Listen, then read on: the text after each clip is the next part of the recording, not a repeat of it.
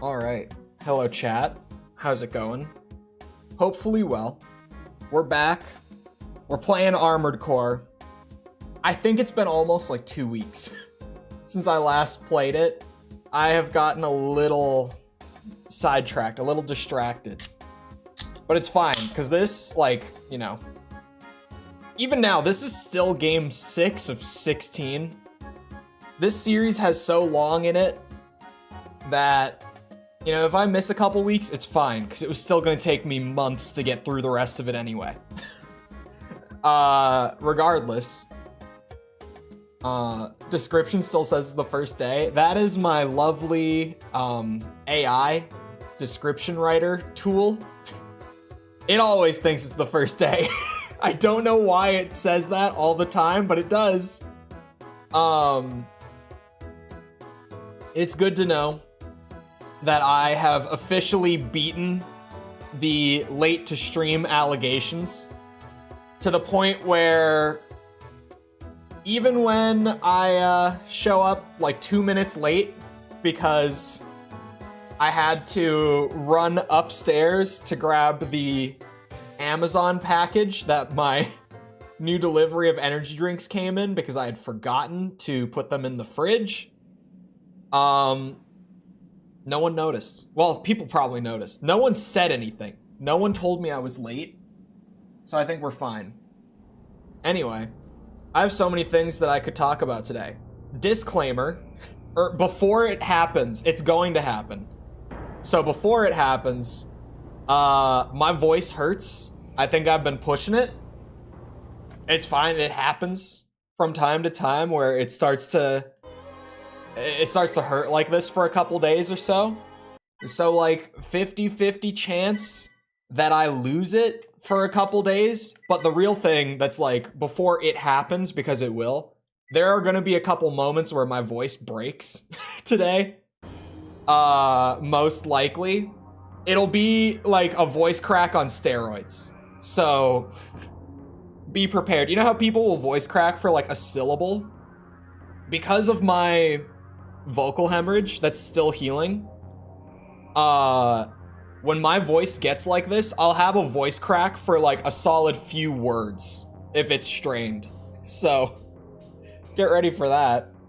Hold on, I need to pull up the secrete parts from IGN. And I mean secrete, by the way, because in case I didn't mention it before, the IGN guide that I've been using for all the AC3 stuff, they typoed the title. It says secrete parts. You see that? Oh, that's pretty big. Secrete. So thank you, Mark, for the secret parts. I appreciate it. It works. The guide is a little poorly written, but I can deal with it because it actually works. Secret. Hold on. Where I left off,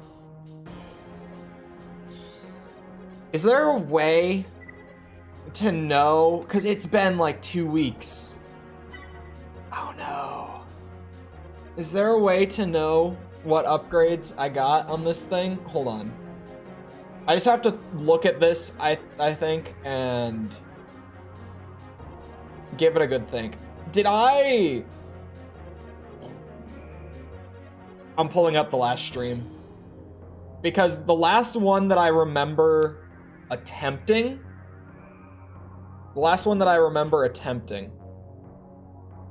was one that was such a pain in the ass that I don't want to do it again. Like, I don't want to do it again if I don't have to. So here is from November 26th was the last time we played Armored Core on stream.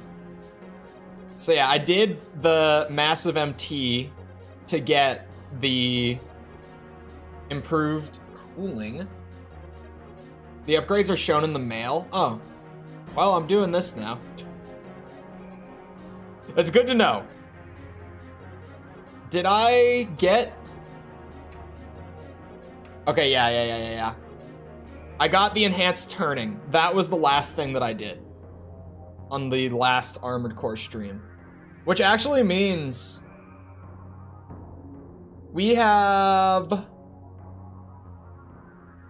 4 OP Intensify upgrades remaining. And then it's just like clear out the rest of the missions that I never played. And then it's endgame arena. That's the agenda. We got 4 OP Intensify upgrades, however many missions we didn't get that I just haven't cleared yet, and then all the endgame arena stuff. So, shouldn't be bad, actually. Oh my god, I have to fight Ace again. Or we'll come back to that. Okay. We need additional sensors. Don't know what exactly that means, but we need them. This is in 3rd layer. It was in, oh, sorry. It's in 3rd layer, District 1. There it is. Okay. Wait, what was it again? I didn't even read it. Eliminate intruders. For some reason, it says eliminate intruders traffic vest on the guide. But it just says defeat the AC and clear the level. So I think it's eliminate intruders. I'll go with it. Raven, I'll trust it. To carry out a classified mission in Sector 513. Anyway, let me read names. Hello, Cyan, Ryden, Gustavo, John. Hello. Dream Master. I almost missed Dream Master. Happy birthday, Dream Master. I'm gonna be sipping a lot. Throat hurts. It started during stream yesterday, was when I first started feeling it. My voice has been fine so far. The intruders are in Sector 513 as we So get over there as quickly as possible and make sure none of them I don't know. leave. I think I might have pushed it with the amount of yelling that was happening during the GTA stream yesterday. The GTA streams are just so not what I had expected them to be. They're hilarious, they're a blast, but so not what I expected. Main system. Because, like, if you haven't been around for them, I spent a good amount of yesterday's GTA stream playing golf and tennis, and I also ran a triathlon. And you'd be surprised how hype such mundane events can become in Grand Theft Auto 5 when I'm sitting here screaming about them. The tennis matches in particular got much more intense than expected. AC crossback identified. So I think that this is just like one of those missions where I did this the first time through, but you know, the upgrades for OP Intensify don't apply retroactively. So here we are again. Whoa. Was there a rendering bug right there? Oh, oh. Has that been happening the whole time? Or did that just start? I only just noticed it. What is happening? Oh, it's gone now. Never mind. There was a really wild rendering bug on my boosters. The fuzzing filter? What do you mean the fuzzing filter? What do you mean by that? Is this the AC? Yep.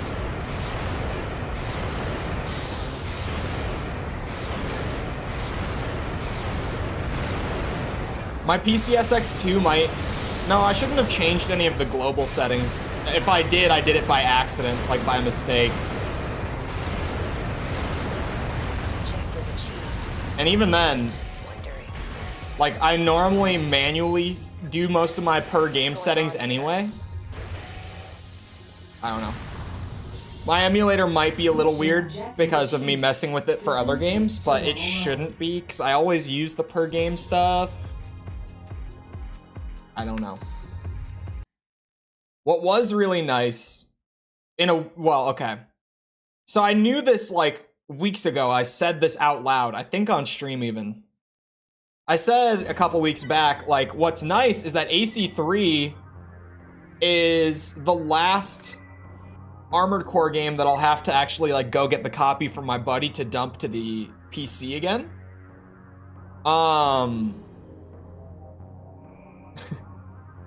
And so this morning while I was out, I had to take my car to go get an oil change. I actually have a story for that, but while I was out, stopped by my buddy's place to grab the Silent Line disc because I thought, as of this morning, that I would need it just in case I finished 3 today.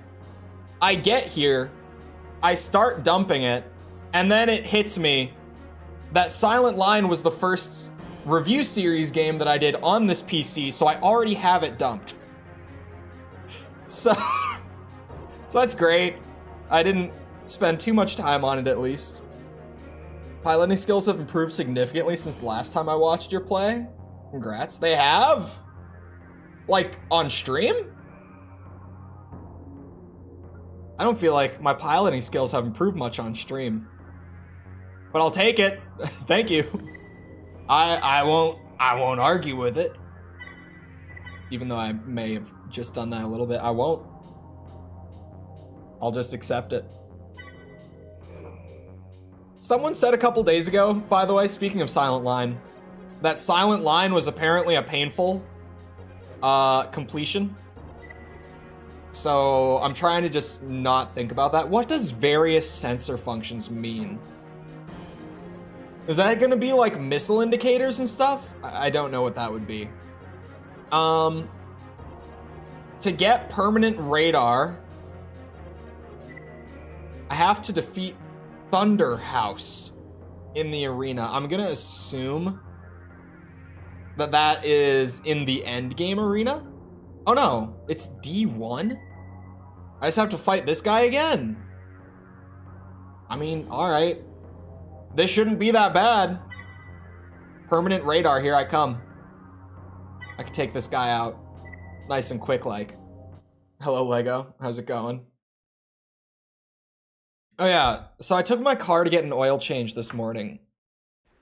And my father has been telling me so much. He's like, I know that you have your mechanic that you like to take your car to, but I'm telling you, this new guy that I've been going to is the best. You need to take your car to him. So he convinced me, after a long ass time of telling me, that the next time I needed anything done for my car, I should go there, right? Because I have a German car, so I can't just take it to, like, the Shell gas station to get an oil change. I did that once, and it did not end well. And by that, I mean, they broke my car. They paid to fix it, but they broke it after just giving it an oil change, because I'm trying to remember what exactly they did, but there's like the little plug sort of thing that you put in your engine so that the oil doesn't leak or whatever, right? I don't work on cars, so this is what I understand of it. They took my plug out, and it's a very specific plug compared to what like your generic American engine would have, right? Because it's not an American car. They took my plug out, did the oil change, put an American, like a generic American plug in. It didn't fit. Oil leaked all into my car, all through my shit. Disaster. So like I actually need to take it to a mechanic, right? Like a genuine guy who does German cars. I can't just go to like a generic because I've had bad experiences with them. Anyway. Oh wait, I didn't even have a radar equipped. I thought I was gonna go and take mine off. I'm like, well, isn't this nice to have? So I go to my dad's guy. I set up an appointment with him, like I called him a few days ago, and I was set for like 8 a.m. this morning to drop my car off. Or I was gonna sit there, but to bring my car in, right? I get there at 8 a.m. this morning. the shop is closed. He doesn't even open the shop on Friday. And I'm just so, like, I haven't been able to call him. The shop is just closed. I looked on Google and, like, sure enough, on the Google thing, it's like, yep, this store isn't open on Friday. Then why did he schedule me for Friday? I had to go back and double check that I didn't get the day wrong. I'm so confused. I don't, so my car still needs an oil change. And at some point I'll be able to get in contact with the guy. Decreased energy consumption when boosting. Oh, not mission. I can earn easily. Let me drop a save before I bash my head against this wall. By defeating Ace in the arena.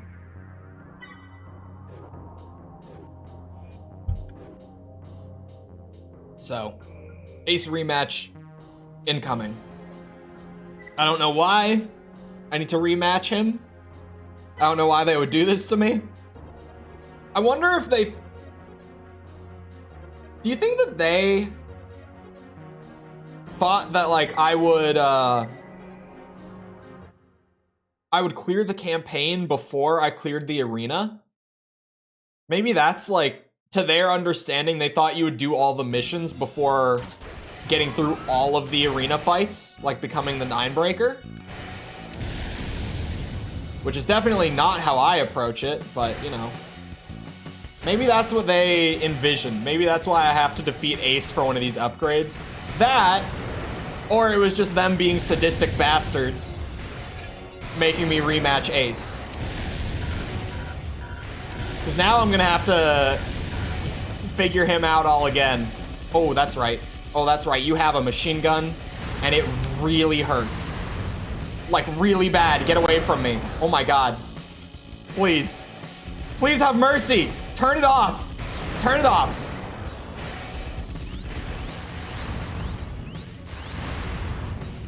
Yep, I have to relearn the Ace fight.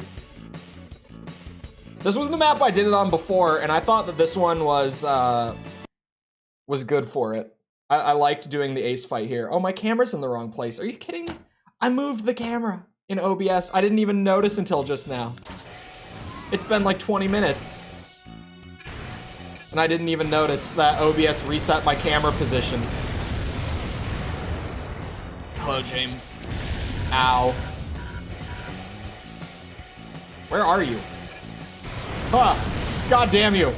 I got moonlit. We're going with moonlit. Ow. And the chain gun is out. And the chain gun is out. Oh my god. What build did I use for him before? There's no way I Karasawa him. Did I? I don't feel like I did. Hold on, let me fix my camera. Oops, I said cancel. I didn't mean to. Beat Fluke Worm? A boss? Wait, what do you mean? Finally? I thought Fluke Worm was like one of the the lowest tier bosses. I did use a machine gun? That sounds right to me. Like, I don't feel like I used the Sawa. Did I use the 500 round? There's a good chance that I would have used the 500 round.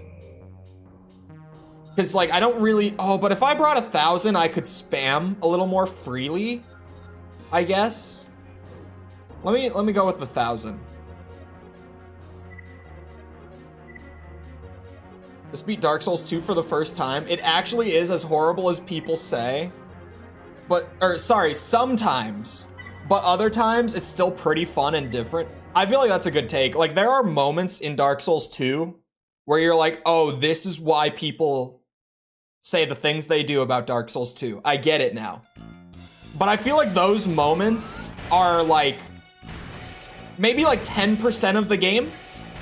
And then the other like 90%, it's just a good Souls game. Like, it's not an amazing one, but it's definitely not a bad one for like the majority of the runtime, is what I'm saying.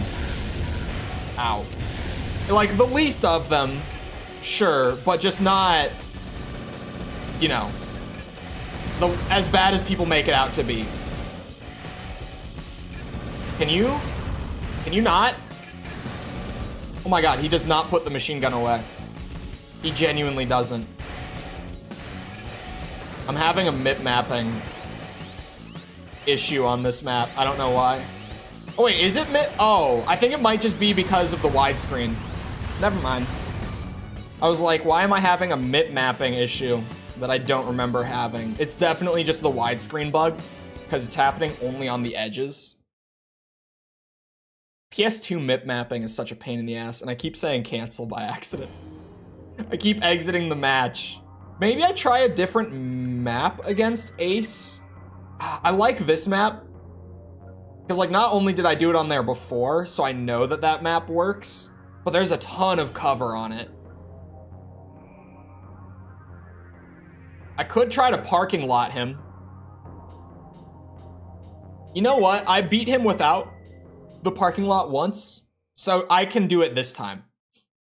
I've proven that I don't need the parking lot, so this time I'm just gonna get it done nice and easy by using the parking lot. At least nice and easy as far as like fighting Ace goes. Ow.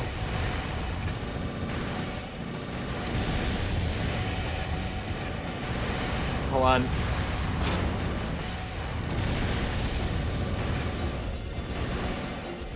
Oh, the machine gun on this map might be hellish.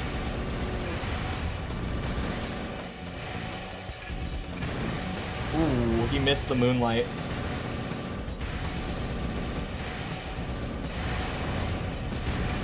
Ah. I can't seem to hold an AP advantage. I keep getting us to be about even, but then he'll just edge me out. What are you? Okay, he's using the sniper.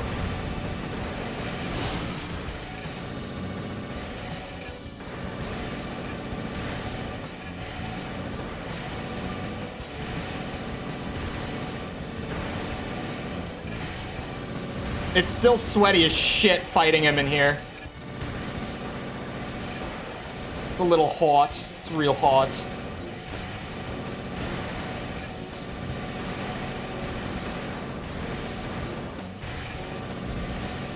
Come on, I got him. We're good. Those 10% are almost Bed of Chaos. Okay.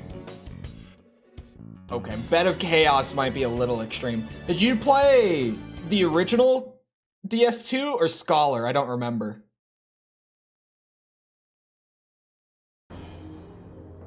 Because Scholar definitely makes it worse. I've only ever played Scholar. If the old version was still available on Steam, I would buy the old version because I'm curious. This is good. This is good. The enhanced booster performance. Good ol' I only use half as much energy while boosting around. One of the best rewards. One of the best.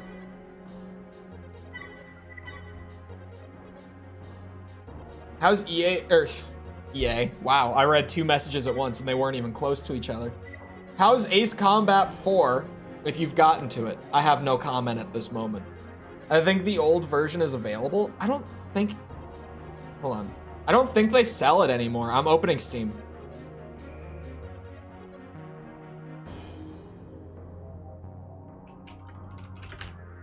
Oops. Yeah, Dark Souls 23. Oh, can you still buy it? Oh! You can? Oh wait, that's the season pass. Oh? Wait. Huh?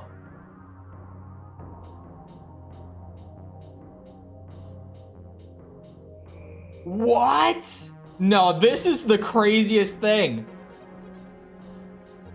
This is the what? Chat, are you seeing what I'm seeing? Are you noticing it? You can buy Dark Souls 2. You can buy it, but only if you buy the bundle with all the DLC. Otherwise, they don't sell it on its own. They only sell it in this bundle, in the $40 bundle. That's crazy of them. They delisted the actual original Dark Souls 2, but they left it available through the bundle. And the DLC is all separately available for some reason. Like, you can buy all of this. But then this takes you to Scholar, right? Yeah. Yeah, I think it's just because they want you to go and get Scholar. Scholar is cheaper at full price.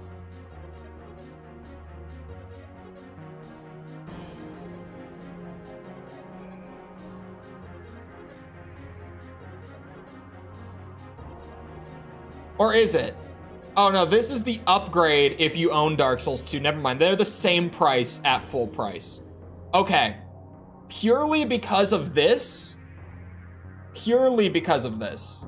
Sorry, this is only to upgrade from the original DS2. Is the $30 tag. They are priced the same. They're both $40. The difference is that, like, Scholar will go on sale. This bundle will not, because the original game isn't even listed, so like this will never go on sale. That will always be a $40 bundle. Scholar will go on sale. I bought it on sale. I can tell you that Scholar goes on sale, because I bought it. And then the last OP Intensify upgrade is actually to defeat Exile. Okay, wait, the extra arena is like the gank arena, right? Yeah, Exile is one of the ones that pops up later on. Oh my god. We've got... Whew. That's a good, like, 22 fights right there. Filthy game build. I heard people say that ganks are not as plentiful as Scholar, but the few ganks that are super, super cringe. I know that's a big thing, but a really weird thing between the two is that they moved items around in Scholar.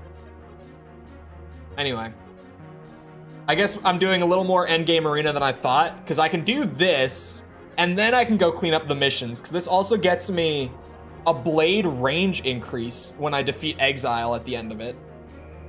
And then I'll clean up missions after this, and then I'll do EX arena, the gank arena. And we will be good. Anyway, an exceptional pilot. He's well versed in ground combat tactics, and it shows. He puts his AC's mobility to good use, always presenting a difficult target, and is more than happy to trade fire with his opponents while on the move. I kinda like what he's got going. I'm not gonna lie. He's got the 1,000-round machine gun. He has a flamethrower, I believe that is, in his left hand. Correct me if I'm wrong. The slug gun, like, you know, I respect the slug gun. I think the slug gun looks great mounted on your back. But the slug gun is not great. Like, in actual use, the slug gun is not great. Oh. Okay, chat. Armored Core chat. I have questions for you guys, okay? I have many questions for you guys. In regard to... Okay, this is gonna require some context. Back in, like, March and April, I did a little series of YouTube shorts here on my channel. I know some people, especially the older ones among us, just tuned out immediately. They heard shorts and they didn't hear anything beyond that. But I did a little series of YouTube shorts back in like March of this year, I think. March, April-ish. where I maxed out every weapon in the Resident Evil 4 remake, like upgrades, completely maxed all of them, and did like 60-second breakdowns of strengths, weaknesses, reasons to use, that sort of thing, and just talking about if the gun is good or not. When Armored Core 6 came out, if you were around the channel at the time, I'm gonna go pull one up, you might have seen a handful for that game as well. Because I did make some. One of them is actually the second most viewed short on my channel. I did the exact same thing for Armored Core 6, where I played around with weapons. Here, I'm gonna pull one up. I don't know, I can't hear the audio. Oh, I accidentally closed it. So you might have seen these, because I did a few of these. Where's the audio? Armored Core 6. There it is. The Ronsetsu AR is a burst assault rifle fire. This one, actually, I remember. Shoots out bursts of 3 that deals. My voice is sped up a little bit. I think it's playing at like 115% or something, because I tried to cram too much info into here, and it didn't work. So if you're wondering why it sounds kind of weird, that's why. 62 damage a shot and 64 impact per shot, and comes with 18 rounds in the magazine and 450 rounds in total. This thing is also the upgraded version of the Ronsetsu RF that you can start using at the beginning of the game. In quotes. I did a few of these. I want to do these again, because I've been trying to be like, I need to do shorts again. I don't enjoy doing shorts as much as videos or streams, but I recognize that they're kind of necessary for a healthy channel, right? It's just, it kind of is nowadays. And honestly, I was kind of thinking about doing them for like old gen Armored Core as well. I think I'm gonna start it back up with 6, especially like even just the handful that I did in 6. Like those weapons got patched, they got buffed, nerfed, whatever. So I can even just like redo those, because my old ones are outdated now. Some of the things that I say in them, like I think I say in that Ronsetsu AR one, like the burst fire AR, I think I say that the projectile speed is really slow and that that's a downside. But like nowadays, if you used it, the projectile speed is not as slow. They buffed it twice. They gave 2 separate buffs to the projectile speed of that weapon. They did it once, they said it's not enough, they did it again. So I want to go back and touch those up, but then I thought about doing them for the older gen games as well. Obviously 6 has the most people playing it, right? So 6, I might burn through those a little faster. I don't really have any great back weapons like that I'm in love with in this game. I need a good back weapon, is what I'm realizing. Anyway. I was wondering if anyone thought that was a good or a bad idea. That's all. That's what I was saying. I need thoughts. What is this? Is this a rocket? Small 50 round rocket? Wait, what's my weight looking like though? I forget that it's just right there. I've got like 1200 of wiggle room. Use the slug gun the last guy had? Is it good in this game? Well, I'll put it on my left shoulder. Oh, I can't. It's 1300. You're shitting me. Hold on. Is the 1000 rounder? Yep. I was gonna say heavier than the 500 rounder. Beautiful. Is it good in this game? I thought I had tried it in this game. Maybe I didn't. But I know that it's not generally very good, like in most of the old gen games. I hope for AC7, they allow you to program the AI for your AC and just see how they fight on their own. Heard you can program them in 5. Don't know how in-depth that is. Hold on, I'll come back to that. A raven with a green thumb, as well as a real love for nature. She donates most of her winnings to the Underground Botany Project in support of her favorite cause. Her AC design equips energy weapons to the exclusion of all others. It's in Verdict Day that you can do it like in the main games. Formula Front obviously did it first, but came back with Verdict Day. It was very in-depth there. It was very complicated.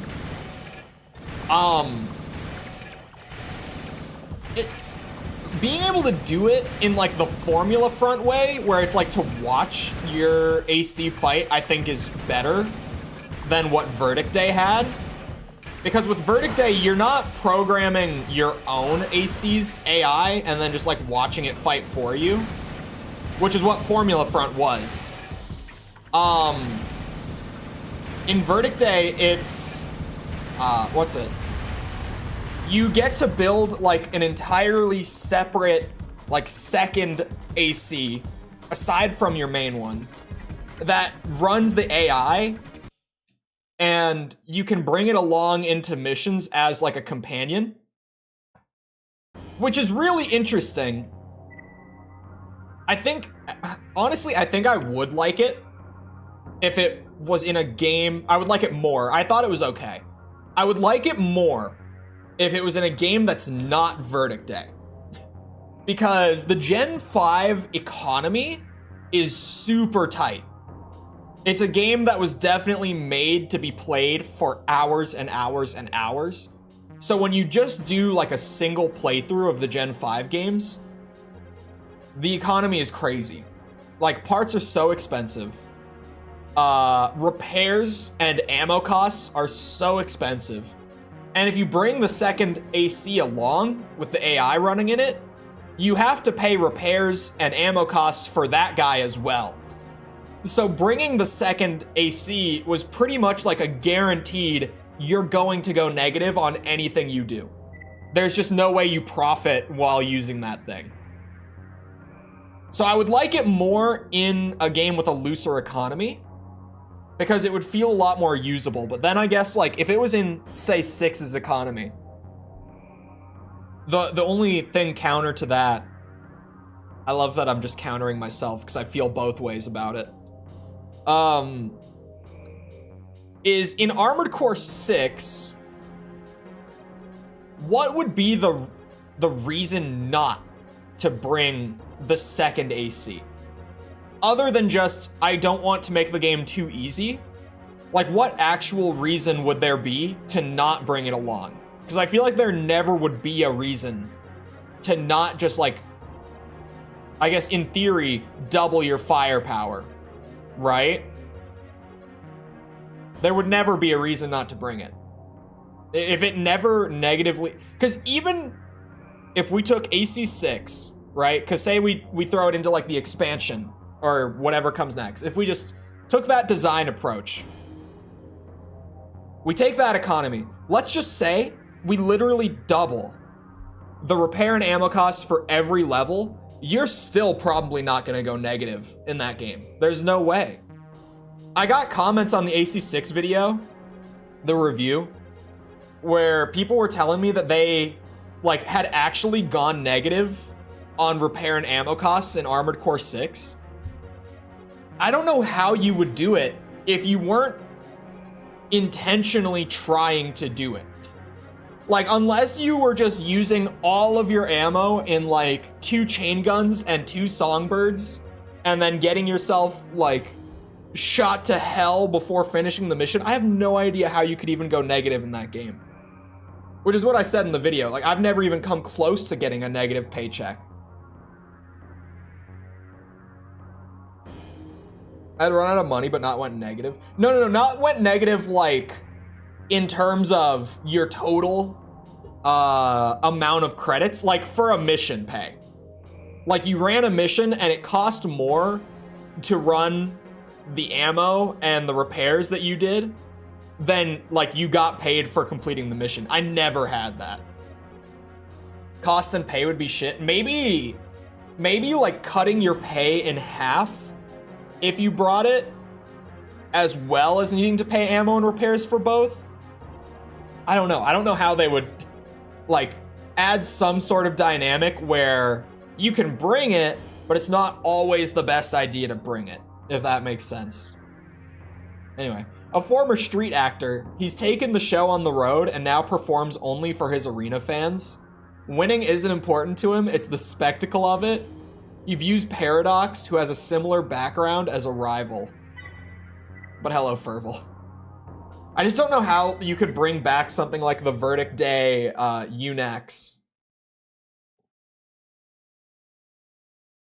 Realistically? At least not in the direction that 6 went. Because that would be like the big problem. Is just, how do we make it so that it's not always the best idea to bring a UNAC every single mission? That would definitely be the problem with it. Because even if they brought along the same penalties as Verdict Day, it wouldn't feel very penalizing in 6's design. Which, like, 6's economy is intentionally made the way that it is. I don't remember whose interview it was. It was an interview with someone from FromSoft about it, where they were talking about how they wanted to make customization like the selling point with 6 again, the way it used to be. Because, like, you know, Gen 5, things were so expensive and it was kind of grindy. So, like, they were saying, comparatively to Gen 5, we want customization to be like a selling point again. So they intentionally made the economy super loose, like super easy to work within, because they wanted new players to be able to pick up the game, get a shit ton of parts pulled together, and then just like mix and match with them, which is fair. But I think you can have both, because like, I feel like the first gen of Armored Core had both, in my opinion. Like, you would get punished for playing super poorly on a mission by going negative. You didn't get paid enough from one mission to buy like 2 parts in one go. But the customization was still very accessible by the time that you had played like an hour of the game. Like, maybe it's not accessible right away, but once you've put like an hour of effort in, you have a lot of options. But hello, Goblin. You'd have to pay for the equipment again for the buddy AC. Yeah, in Verdict Day, you can't have, like, if you want to equip, say, the same weapon to both your AC and the UNAC, you have to own 2 of those weapons. Like, you can't just own one and use it for both. There's a lot of stuff with Verdict Day where using the UNACs is kind of more painful than it's worth. But if you do go through like all the effort of getting the parts pulled together and everything, you do get double the firepower on a mission, and you have like a second target pulling aggro for you too. So like, it's super useful, but it's pretty rough to work with at the same time. A former street magician, he's taken the show on the road and now performs only for his arena fans. Winning isn't important to him, it's the spectacle of it. He views Paranoia, who has a similar background, as his rival. How many people view? Oh, sorry, Paradox and Paranoia. I was like, they both view? Never mind. Capcom can ban channels for modding their games. Wait, did they? Like sniper rifles and manually aimed rockets? I'm actually kind of surprised. They did the Nintendo thing?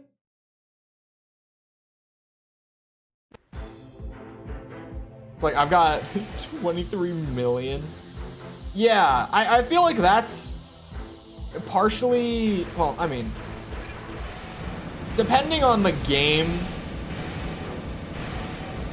with like older Armored Core, some of them, there's not really much to earn beyond just like having completed the game. And to be fair to 6, a lot of people refer to like completing 6 as completing 3 playthroughs. Which, like, I get that there's 3 playthroughs, but a playthrough is a playthrough. Like, you get one ending, you get the credits to roll, and that is a playthrough of Armored Core 6 for upwards of 90% of people that will ever touch the game, right? Hold on, actually. That's a great idea. Hold on. Because I say that generally speaking. Because generally speaking, the sort of like dedicated side of the gaming community that will do things like even just watch content about video games on YouTube, like that's less than 10% of the gaming community as a whole. Trying to find a site that tracks Steam achievements, but maybe I should just open up Steam. Yep, I'm just gonna open Steam and do it this way, because I can't find a good website on Google. All right, I have it installed. So let's see. What is the final ending? Is this the final ending? This would have to be. That's actually an insanely high amount. Okay. I was wrong on this one. Granted, like, you know, these are only Steam numbers, blah, blah, blah, blah, blah, but that is a very high number for completing 3 playthroughs of the game, because this ending can only be done on the 3rd playthrough, right? Unless I'm mistaken. I could be wrong. Correct me if I'm wrong. Now I'm curious, is it generally around that number on everything? Because I know that there's good sites for tracking achievements on like Xbox and PlayStation. Steam has less of a need for it.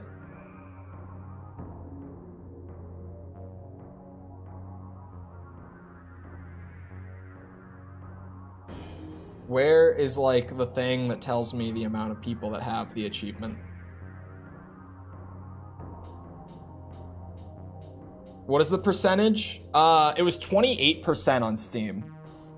Hold on. PlayStation achievements.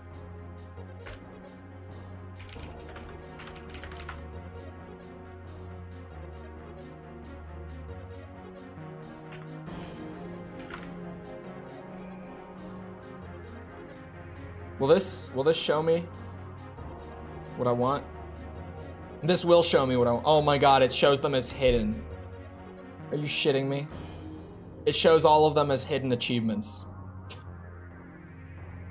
Why?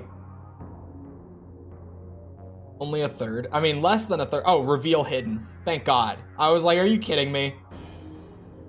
On PlayStation, it's roughly the same. It's about 20, it's a little lower on PlayStation. It's 27% on PlayStation, as opposed to 28, but that's about the same.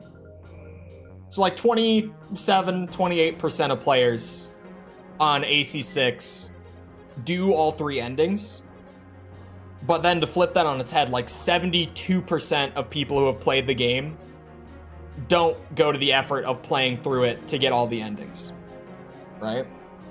So to be fair to the economy in that sense, like if you do all 3 endings, you'll probably own every part in the game by the end, sure. But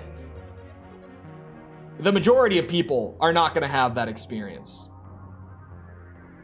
He loves new toys, as any who have seen his AC can tell to him, can tell.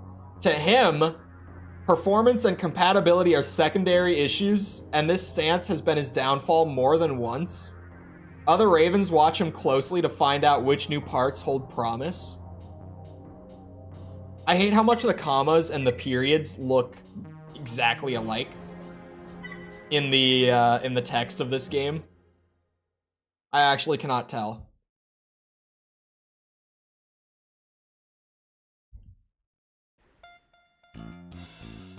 AC6 could benefit a lot from a hard mode. I don't know. I think having one difficulty is a good thing in general for games. Like, I think that 6 could have been a little more challenging, but also, like, it's one of those things, again, where the first time that I played AC6, those bosses killed me. Like, every time, I would die a handful of times to, like, every boss on my first playthrough, right? I think most people had that experience. So just because I can go back, like, with the perfect build knowledge and, like, know how to exploit the game and then it's not hard, it doesn't mean that the game's difficulty isn't good. It's, I don't know. Having a hard mode for AC6 specifically makes a lot of sense. Because once you know how to play the game, it's pretty easy to steamroll it. But I feel like having one difficulty for a game that every person who plays the game plays on is great. Because then, in terms of like how challenging is the game, all players get that experience. Whereas with a lot of other games, you know, there will kind of be like, I'm trying to think of a good example, like Halo. Halo has 4 difficulties, right? And the normal difficulty that almost every player will play on is the second of the 4 in terms of difficulty. There's 2 above it. But the Halo developers themselves have said that, like, we balance the game based on heroic difficulty. We intend for all players to play on heroic difficulty. Like, that is what we envision when we are developing the game.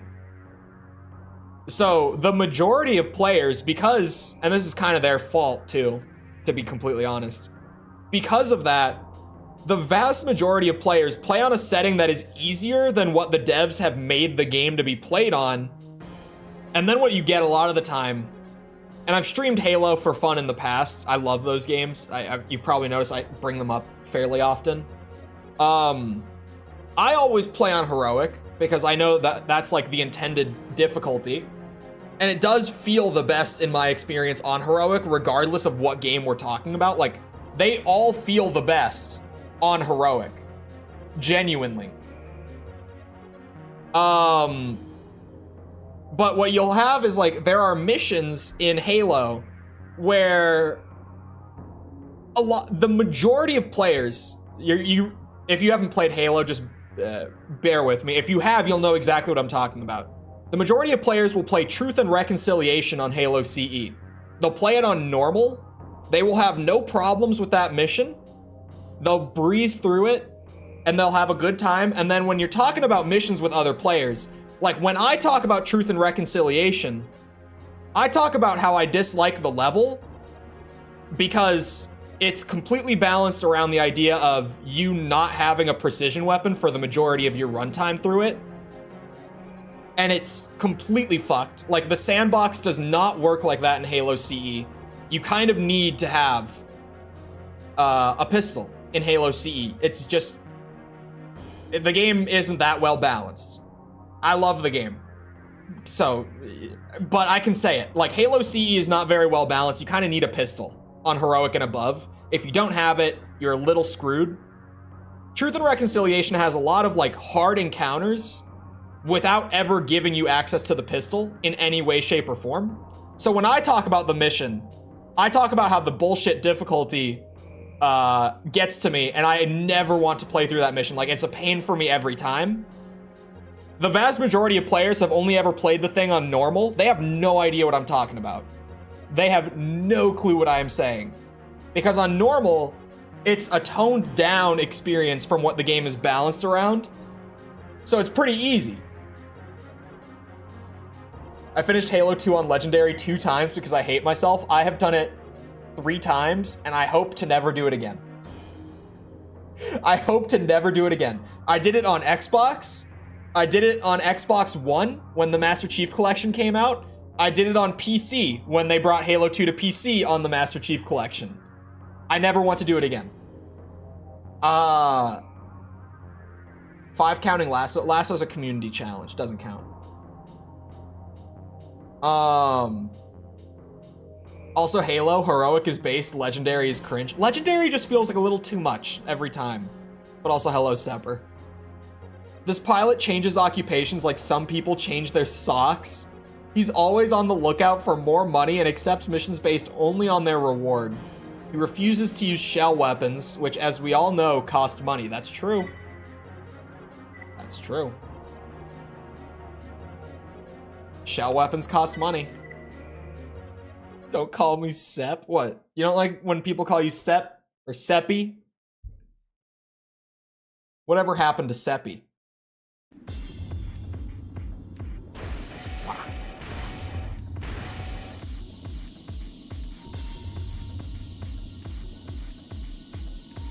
There you are. Thank God for permanent radar. I like OP Intensify now that I have it. Why are you facing that way?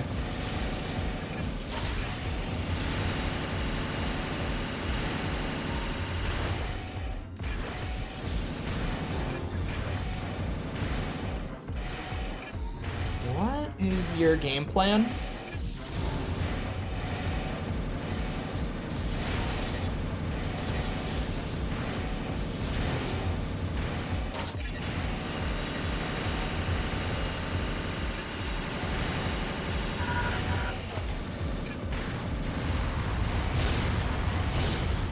What a weird opponent. What a strange opponent. When you actually affect how you engage with the games rather than just inflating numbers that make you perform action X times. Or sorry, action X 10 times instead of 5. Yeah. So it's on par with calling me my real name, and that just doesn't sit right with me? What? I won't dox him. I thought about it. I was like, I was gonna just name drop, but I won't. Not that people don't know his first name in the community, but any Sep or Seppi fans will be banned on sight. He's the descendant of a noble knight, but all proof that could corroborate this claim has long since been lost. His mother labors tirelessly to restore the family name, and Endymion became a raven to help bankroll her efforts. Sebastian? Yeah, there you go. You don't like when people in chat start calling you Sebastian? What's wrong with that?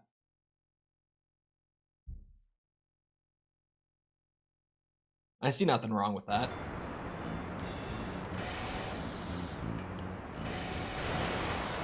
Come here. Let's see what a royal armored core is capable of.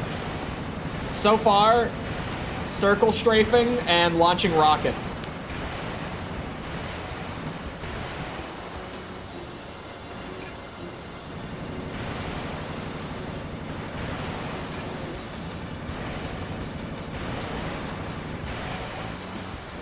Feels too formal. Well, that's why we go with Seppi, right? You know, that's why we use Seppi or Sep. Then it's not as formal. Makes perfect sense to me. I don't know about you. You can't ban me. I'm immune to a Sep or ban. You can't control me.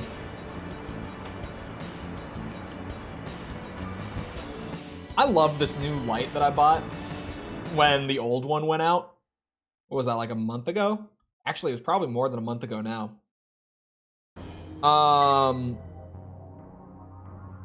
When was that? It was when I started DMC. Yeah, it was like a little more than a month ago. It was October 25th was the day that my old light broke and that I bought this one. It's an Elgato light. And one of the things that it said on it, like on the purchase page for it, was, I don't remember what they called it, but they essentially were like promoting this technology that they have where they're like, yeah, this light is super bright, but you could look straight at it and it's not gonna hurt your eyes, and it's true. Like, I can stare at this thing and it's fine. I don't know how they did it. I don't know how they did it. New to the Raven fold, his AC sports a very rudimentary setup. He prefers head-to-head battle with as little fooling around as possible. He's an honest man, but his abilities remain in doubt. Becoming a Raven has been a lifelong ambition. I love Apple Boy. Did anyone spot the, I mean, this was way back.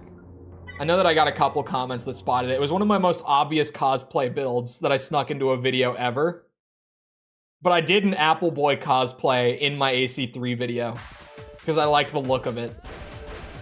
So I just went on to like the wiki page for him, got the part list that he uses, painted my AC up like that, and I literally just ran as Apple Boy for a bit. So I've got some footage from it in the video.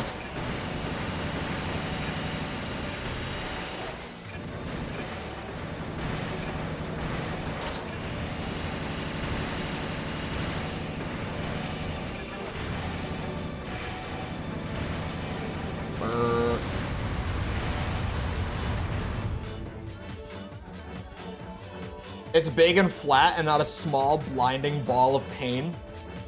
It is actually, it's a really big light and it is flat. It's very big. Is that why I'm able to look at it and my eyes don't hurt? It's more like looking out a window at day, I guess. It's really bright. Like if I open the door behind me that goes out into the hall, the light on the setting that I use it for stream will light up the hallway like outside of my room. It's really bright. It is very like light it up, light it up.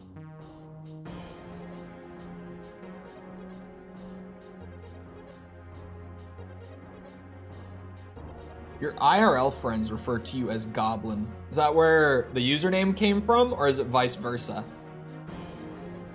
An aggressive combatant who pilots an AC with a variety of high-power weaponry. The hell was that? I don't know what that was. She likes to put on showy battles, but her AC's limited ammunition stores mean that they have to be concluded quickly. Her father is also a Raven. See, I didn't know that. I didn't have the Regina lore before now.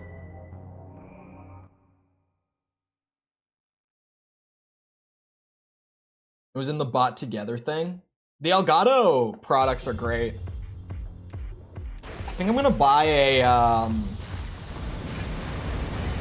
boom arm from them soon. I want to get a boom so that I don't have to hold my microphone while I'm recording for videos. That's like my big thing, because I'll sit here and record for like an hour and a half.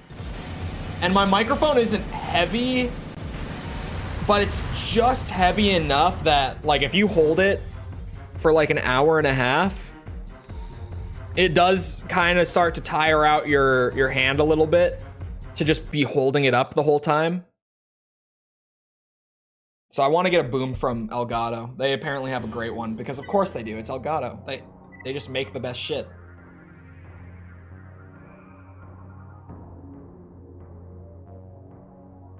Preferably with your number plate and street name in frame. Number plate. Thought I wouldn't mind the slow combat at all since I really like it, but it's too slow. So much recovery time. I didn't notice it being much slower, but maybe it's because I didn't play it like close enough to Dark Souls 1. Formerly an MT pilot working for Crest, his journey to become a Raven has been both long and arduous. He's still getting accustomed to piloting an AC, but his frontline experience and instincts are top notch. He's expected to do well. Oh, Sepper, did you watch the Game Awards last night? Second language.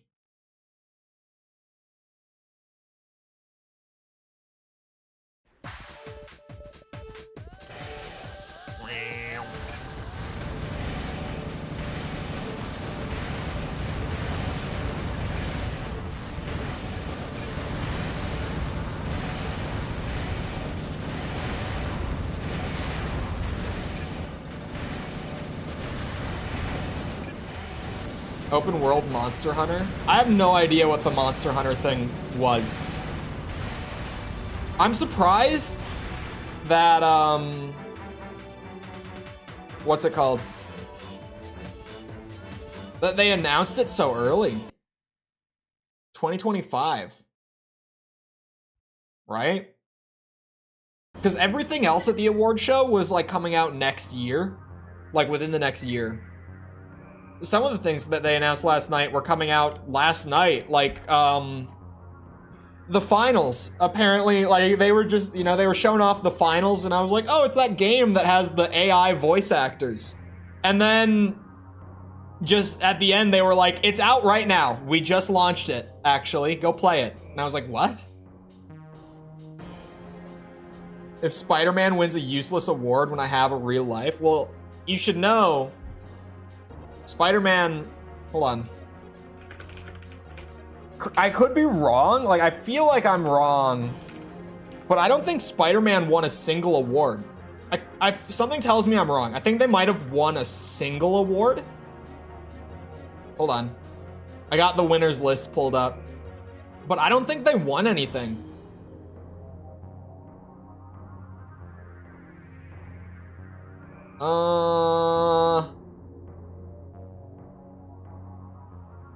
I'm scrolling. I'm scrolling. I'm scrolling. I am not wrong. Spider-Man did not win a single award last night. How many did Tears of the Kingdom win? I think Tears of the Kingdom won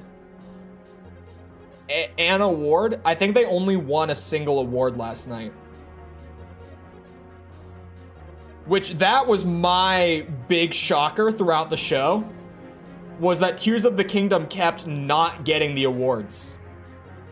Yeah, they won Best Action Adventure, but I think that's the only thing it won. That's the only thing that Tears won. Like that zinger with Judge's speech being longer than the COD campaign. Dude, that...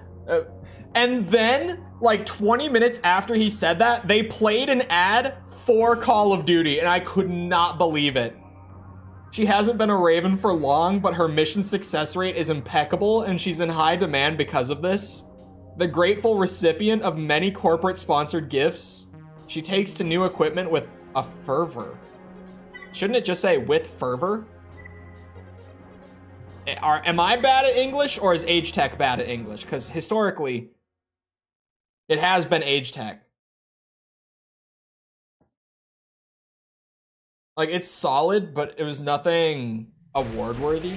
Well, it was nominated because it's Sony. And, by the way, my rule of thumb stands strong about The Last of Us being at the Game Awards. If The Last of Us is nominated, they win. They were nominated for Best Video Game Adaptation, and they won. Which, to everyone, I feel like it sounds kind of logical, but I honestly didn't think they were gonna win that award. I thought that they were gonna give it to the Mario movie. I really thought that the Mario movie was gonna win that award. Double entendres? Is that, would that be the right way to use fervor with a fervor? What? Okay, chat, I know. Okay, hold on.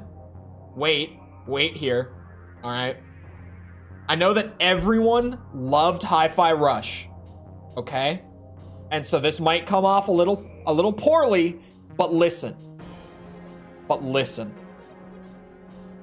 I am shocked that Hi-Fi Rush won Best Audio Design. Because Hi-Fi Rush, give me time. Hi-Fi Rush did not win Best Score and Music. If it was that category, I would not be surprised. They won Best Audio Design. They were in competition with the Dead Space remake. I rest my case. They did not win an award for the music in the game. They won an award for all the audio against Dead Space remake.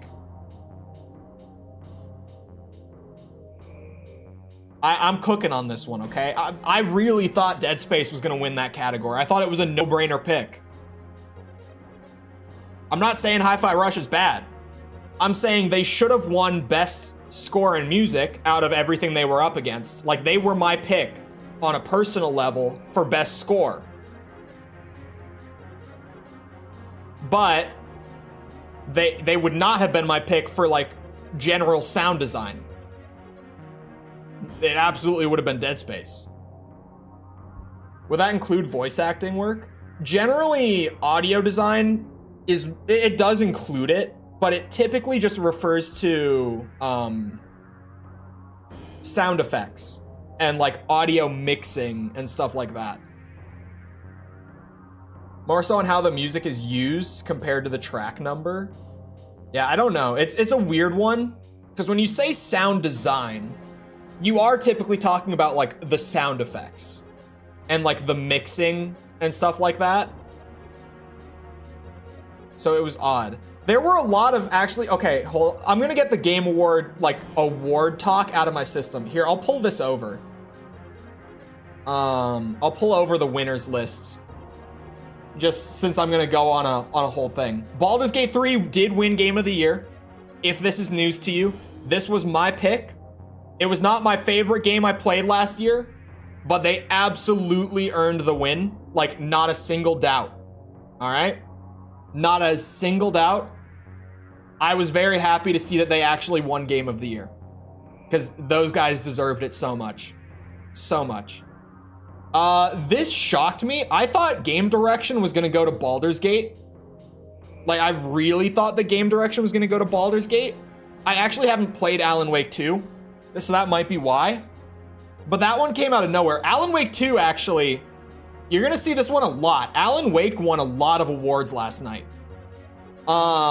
Best adaptation they gave to Last of Us, which again, is not a bad pick. The show was great. But like, against I really thought the Mario movie was gonna take it. AC got action. Armored Core 6 did win Best Action, yeah. Alan Wake 2 won Best Narrative, which I did not expect. I was saying with Best Narrative, again, haven't played the game, but what I was saying as like my prediction is that I thought Phantom Liberty would win Best Narrative if they were talking about, or if they were looking at rather, like the quality of just the story in one front-to-back playthrough. But if they're factoring in the amount of branching paths, plus the quality of those branching paths, then Baldur's Gate would win. But shockingly, neither won, and they gave it to Alan Wake. Alan Wake won Best Art Direction, which I personally think is a little crazy. Not because the game has bad art direction, but look at the nominees. They were against Hi-Fi Rush, Lies of P, Mario Wonder, and Tears of the Kingdom. Tears of the Kingdom, to be honest, the art direction is just Breath of the Wild's art direction. So we could even take that off if I'm gonna be real critical. But like, none of these three won over Alan Wake 2? I was shocked. Anyway. Score and music, I thought it was gonna be one of these two. I thought it was gonna be Hi-Fi Rush. Hold on, I'll zoom it. It might be a little small on stream. I thought it was gonna be Hi-Fi Rush or Tears of the Kingdom that won Best Score. Final Fantasy 16 won. I mean, still a great score, but just not what I was expecting. Just not what I was predicting at all. Like I said, audio design, like Hi-Fi Rush won audio design, but not Best Music. And Dead Space Remake was up there, which has some of the best sound design that I've ever heard in a video game, like in my life. If you haven't played it, it's hard to describe it, but if you played the Dead Space Remake, you know the audio work in that game was insane. It sounded so good. This one shocked me. The one that, okay, this category, I had no idea who was gonna win. But I did say going in that I was certain it would be Ben Starr, who played the main character in Final Fantasy 16, Cameron Monaghan, who played the main character in Jedi Survivor, Idris Elba, who played the agent character whose name I can't remember right now, in the new Cyberpunk expansion, or Yuri Lowenthal for being Spider-Man in Spider-Man 2. I thought it would be one of those four, but it wasn't. They gave it to Neil Newbin, who played Astarion in Baldur's Gate 3. He actually ended up winning Best Performance. And he actually, by the way, this was the first award they gave out last night, and he had the best acceptance speech of the entire night, for the record. Like, if you just want to go and watch a good speech, Neil Newbin's speech last night was actually great. Anyway. Innovation they gave to Forza, which I thought was surprising. I thought it was going to go to Spider-Man 2 or Street Fighter. But sure, Forza, I don't know, haven't played it. What was so great about Spider-Man 2 and audio design? Honestly, I think they just didn't have much good competition for audio design this year. I feel like it really was just between these two. I feel like the rest of them are kind of just filler. Maybe Alan Wake had good audio design, I don't know. But like, yeah, Spider-Man 2, I don't know what exactly we're talking about. And Resident Evil 4 was my personal favorite game that I played last year. And even I'm like, I don't know why this would be nominated for audio design. The audio was just kind of like what you would expect, nothing beyond that. Like, it was just kind of standard. I loved the acting so much, I kept him my first playthrough. I kind of did that too, to be honest. Like, I didn't like Astarion as a character. I thought he was a bitch. But like, I never didn't have him in my party. Has there been any update with X Defiant? Nope. You mean that other game that probably isn't real? Okay, this one stirred up a lot of controversy twice. For best ongoing game, it was controversial when Cyberpunk got nominated for this because a lot of people were saying that CD Projekt Red should not win an award for fixing their broken mess of a game. Fair enough. I don't entirely disagree. What I will say about it, by the way, they won the award, which is the new controversy with this, is that they won Best Ongoing Game last night. What I will say about that is that them not deserving the award just for fixing the game is completely fair, but any other AAA dev in the position that CD Projekt was in with Cyberpunk's launch would have just abandoned the game and never fixed it. It's a single player game, got rushed out before it was ready by publishers. Most of them would have cut their losses and moved on. Cyberpunk has invested insane amounts of manpower, insane amounts of money. They've overhauled the core systems of the game this year with their big 2.0 update. They also just dropped a 2.1 update where they added a bunch of free content, by the way, which is kind of crazy. And they dropped a full paid story expansion this year as well. So I can agree that an award would not be deserved for just fixing the game. But I feel like it sends a good message to know that if AAA devs release a shit show of the game and they stick with it and support it, like fully, like put everything they have into it the way that CD Projekt did with Cyberpunk, it will pay off. Like, obviously, a lot of people re-downloaded and played Cyberpunk again this year. I did, and I had a great time this year. Sounds aggravating with the ways it tries to manipulate you out of your time and money. I did play a little bit of Genshin back when it came out because it was a big talking point back in, like, what was it, 2020 when it came out? I did play it a little bit, maybe for like a few hours, like 4 hours, 5 hours, something like that. Insanely manipulative, predatory business model. Absolutely. The game wasn't even that bad. Like, if you just turn your brain off and it's like a game where, like, I don't know, when I was playing it, I was in college, so like I was on Zoom lectures and just playing Genshin on my main monitor while like actually watching my lecture on the second one, right? Like, it was a background, like, turn your brain off game when I did play it a little bit. But it does really, really manipulate you into investing a ton of time and money. And I didn't like it at all. So I dropped it like a few hours in and I've never re-downloaded it. I never had any urge to re-download it. Shit.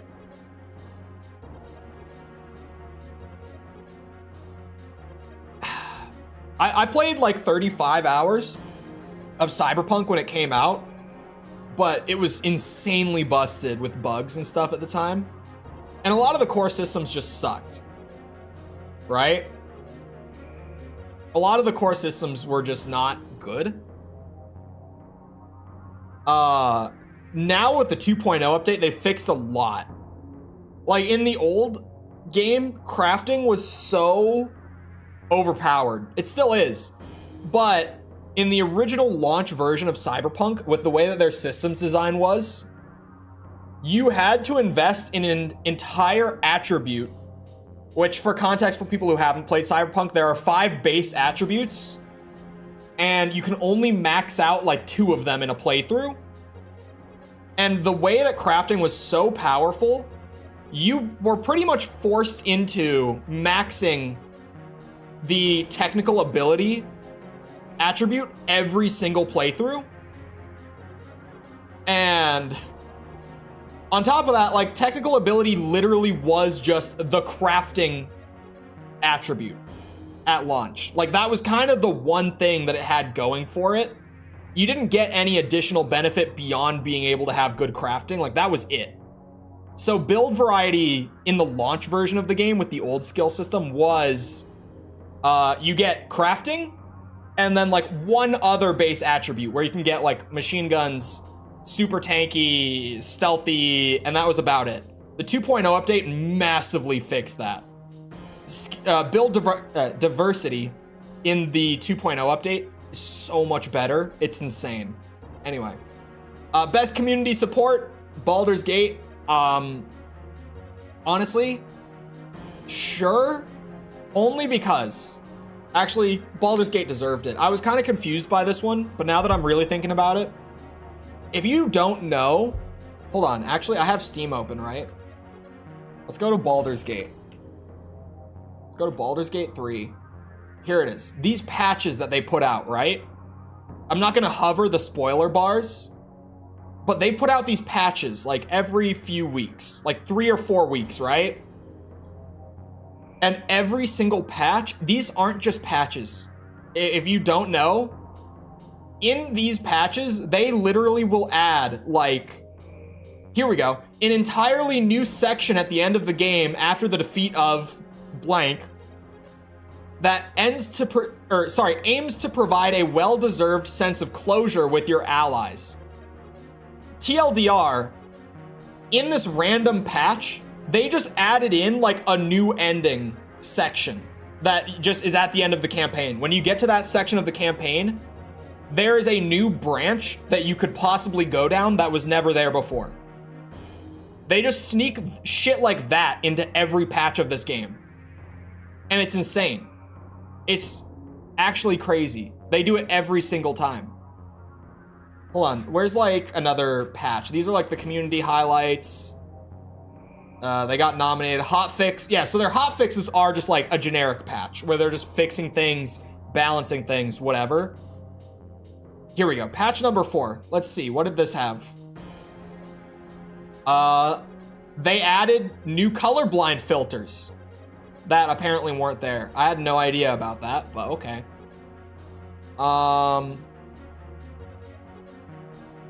Maybe nothing too insane in patch 4. Oh, hold on. There's some stuff. It would take me so long to explain some of this stuff. TLDR. The patches are insane. They're nonchalantly adding new content without making a big hubbub. Yeah, and they do it every patch. Apparently not patch number 4. But they do it every patch. They'll just add like some random story content in that never existed. And they won't even mention it outside of the patch notes. So best community support, I think they earned that shit, hands down. I will say, Destiny 2 even getting nominated is batshit insane. I have no clue what they got nominated for. Because I feel like Destiny 2, over the last like 2 or 3 years, has had some of the worst community support in the industry, from what I have seen. I don't play the game, but dude, I constantly hear about the insane shit that Bungie does to this game. I have no clue why they even got nominated. If they won, there would be a problem. But I feel like this might have just been one of those where it's like, it's filler. They didn't really know who else to nominate. Because there were definitely a few of those. Wait a second, this is... Oh, never mind. I was gonna say, I thought Cocoon won. Cocoon won Best Debut Indie Game. This was actually kind of controversial last night. Because everyone thought it was gonna be between Dredge and Pizza Tower.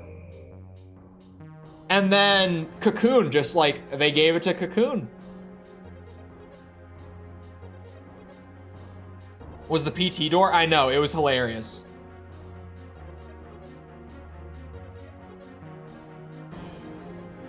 Literally over the campfire on a roast spit. I have no idea why they nominated Destiny 2.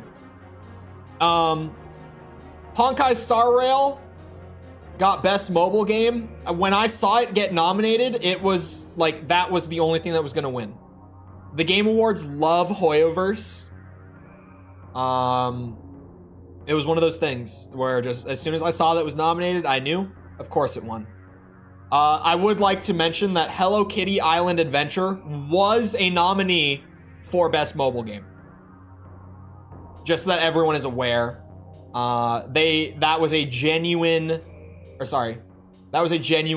real nominee for Best Mobile Game. Anyway, Armored Core 6 won Best Action. I know this is an Armored Core stream, so this might not be the best time to drop this one. But let me just say, I'm not shocked whatsoever that Armored Core 6 won Best Action. Ever since the nominees came out, I said with confidence that it would win. Like, not a doubt. But do you know why? Because the competition was not there. Alright? I will say, if they had nominated some other games that are even like on this list for Best Action, AC6 would not have won. I think, let me just say, Armored Core 6 was my second favorite game that came out last year. This is not, I don't like the game. I'm just saying, I'm being blunt about it. Let's just go back, like, if Spider-Man 2 got thrown in as an action game, Armored Core 6 didn't stand a chance. If RE4 was put in the action category, which by the way, no clue why it wasn't, AC6 didn't stand a chance. If, is there anything else like that? No, I would say those two are great examples of what I'm saying. I think AC6 won Best Action because its competition was like Dead Island 2, Ghost Runner 2, Remnant 2. Hi-Fi Rush, I'm somewhat surprised didn't win. I wouldn't be mad if AC6 had lost to Hi-Fi. I don't think most people would have. But I really feel like AC6 kind of like won Best Action by default, if that makes sense. I think AC6 should have been nominated for a couple things that it wasn't. Yeah, I've mentioned that. Like, I personally think, and I know this is gonna be a weird one based on some comments I got on the AC6 video. I think you could have nominated Armored Core 6 for Best Score. Definitely over Alan Wake 2. I've listened to this soundtrack. You absolutely could have nominated AC6 over this. That's kind of the big one for me that I'm like, I feel like that soundtrack, it's mixed so quietly in the game, but if you go listen to it on its own, it's great. It's a great soundtrack. It's just that they mixed it super quiet in the gameplay. It's entirely FromSoft's error that there are people out there that don't think 6 has a great soundtrack. Because they kind of messed it up. in all honesty. Yeah, Tears of the Kingdom, it got nominated for Action Adventure. It was going to win Action Adventure. It just was. It was gonna win. Baldur's Gate 3 was nominated for Best RPG. There was never a doubt. Of course it won. This one I was super happy about, okay? Because when the nominees came out, if you were in stream like the day that the nominees got put up and I talked about like predictions and stuff, I looked at Best Fighting Game and I said, if it were me giving the award, Street Fighter 6 without a second thought. But I think they're going to give it to Mortal Kombat. I was so convinced that Mortal Kombat was gonna win because Mortal Kombat has much more of a broad appeal in the industry. It is the biggest fighting game in terms of the games industry as a whole. Even though in my opinion, of the big fighting games that are like pretty mainstream, it's probably the weakest game in terms of its design. Just saying. I really thought it was gonna win. I was super happy that Street Fighter 6 won. I think Street Fighter 6 is fantastic. There's like that 1% of Street Fighter players at the very, very top of the competitive scene who are having a goddamn temper tantrum over Street Fighter 6 right now. But like, its mechanics are great. Its balance is mostly good. There's like one character that needs a little bit of a buff. That's Lily. Ken and JP need a nerf.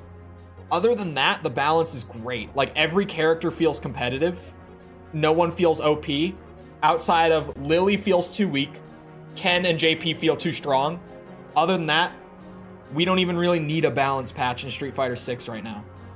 The game launched like that. If you don't know why the competitive scene for Street Fighter is losing their minds, Capcom has taken a strong approach where they are only releasing one balance patch for the game a year. Because they were very straight up about it. They were like, we don't want to overreact to things when players start to say that they're too strong or too weak or whatever and over adjust. We want to leave those things out in the wild in the competitive scene for like long periods of time, allow players to develop counterplay to them to see if they're actually in need of adjustment, and then we'll make the adjustments as we need to. So now it's been like 6 months since this game has come out. The competitive scene has found some things that need adjustment, but they're not going to get fixed for like another 4 months because Capcom has their one patch a year thing.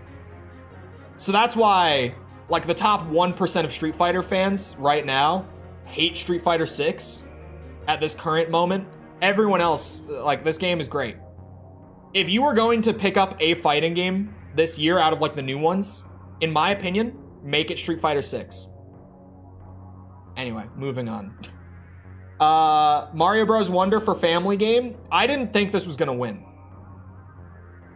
I thought Pikmin was gonna win, but Pikmin won Best Sim and Strategy Game, which caught me off guard, but it kind of balanced it out. I really just thought the Pikmin was gonna win awards, that's all. So like Mario Wonder won Best Family Game. It deserved an award. It was a good game. Pikmin 4 got an award. Good game. I'm not overly upset. This one was kind of weird to me.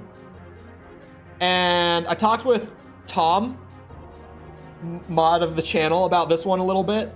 Baldur's Gate winning Best Multiplayer was a little weird. Because like, yeah, it has multiplayer. You can play like a full D&D campaign with 4 people in Baldur's Gate 3. Like you can play the entire game beginning to end. So like it has multiplayer, it has good multiplayer.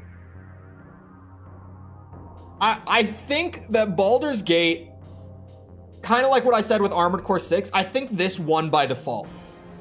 Because the competition this year was like Diablo, Party Animals, Street Fighter, and Mario. So I feel like Baldur's Gate won by default, and that's kind of it. To be fair to Baldur's Gate, it does have multiplayer, and you know, not to sleep on the fact that you can do a full 4-man D&D party and do like a 100-hour campaign with that party. in Baldur's Gate 3. Like, sure, it has good multiplayer if you look at it that way. It's just not what I would think when we're talking about like the award for best multiplayer is all. Baldur's Gate won the Player's Choice Award. If you're not familiar, this is literally just when you go to vote, they just take like the game that gets the most votes across the entire award show, and that's the Player's Choice. It was Baldur's Gate. It is actually, for the record, the first year since Genshin Impact came out that Genshin Impact did not win Player's Choice. So I would like everyone to know that, because last night when I was watching it with my friends, like as a group, we were watch partying it, a Player's Choice came up and I started yelling Genshin Sweep because it wins this category every year. It's actually the first year since the game came out that it did not win Player's Choice. So that's significant in and of itself. Most anticipated, this doesn't really surprise me. Final Fantasy VII Remake Part 2 won most anticipated. It didn't shock me. Iron Mouse won Creator of the Year. I'm not overly familiar with her, but I know that she's physically disabled, right? In some fashion. She like can't really, like I think to the extent where like she struggles to do anything outside of her bed. Like I think she is like very physically disabled. So this is like a feel-good award. She's also huge. Hold on. If I go to like Twitch tracker, I know that she's like the #1 female streamer in the industry. Hold on. I'm looking. She's very big on Twitch. Yeah, she's in like the top 20 most watched creators on Twitch as well. Like currently, as of the last week. Because that's what Twitch tracker uses for some reason. She has an immune deficiency disease. Yeah, that's it. Like a really extreme one, right? Like I'm not overly familiar. I'm not into the VTuber scene. I have VTuber friends, so I get all of my VTuber industry knowledge just through them. But I've seen her before. What was really funny was that she like had an acceptance speech video that they played that she had prepared ahead of time. And them introducing her was so awkward. It wasn't Jeff that gave out this award. It was the other lady who's there every year who's obnoxious. Her jokes are always terrible. She presented this award and she said something like, well, we have a video from Iron Mouse because she is digital and we don't have anime girls in the real world yet. It was so weird. Iron Mouse didn't think she'd win. I thought it was gonna be her or Quackity. Because I think Content Creator of the Year is an award that they go off of votes and they don't actually have the Game Awards staff vote for it. I think that this one is like communal vote. So I kind of thought that Quackity would win to an extent because it's like Minecraft streamer. He's like in the dream group of Minecraft guys. She thought Quackity was gonna get it. Yeah, I thought because it's a communal vote category that like he would win it. Just because like his audience will be so dedicated, but no, she got it. Esports, I know nothing about it. I don't really care for it. I will say, out of the 5 games nominated for best esports game, I don't care about any of them. So like I could sit here and talk about how I don't think Valorant should have won, but like, I mean, I really don't. I don't have like a stake in this. I used to play Counter-Strike. By the way, this is still CSGO. For the record, this is not Counter-Strike 2. But I used to play CSGO. Never played Dota, never played League, never played PUBG. I mean, I've played like a match or two of each of them. I've just never like gotten into any of these three. Valorant, I have played like with friends when they really want to play it. I don't like it. It's not my thing. I don't even really like Counter-Strike nowadays either. It's just, it's whatever. I didn't care for it. The athletes, I didn't know a single one of these players aside from, I know Hal because he's a huge Twitch streamer. Like, he's just big in the streaming space, so I know him. That he was the only one on here I knew. They still can't count to 3. I don't like the trend of... Oh, my Steam is open. Doing an overhaul update for live service games and smacking a 2 on it and promoting it as a sequel.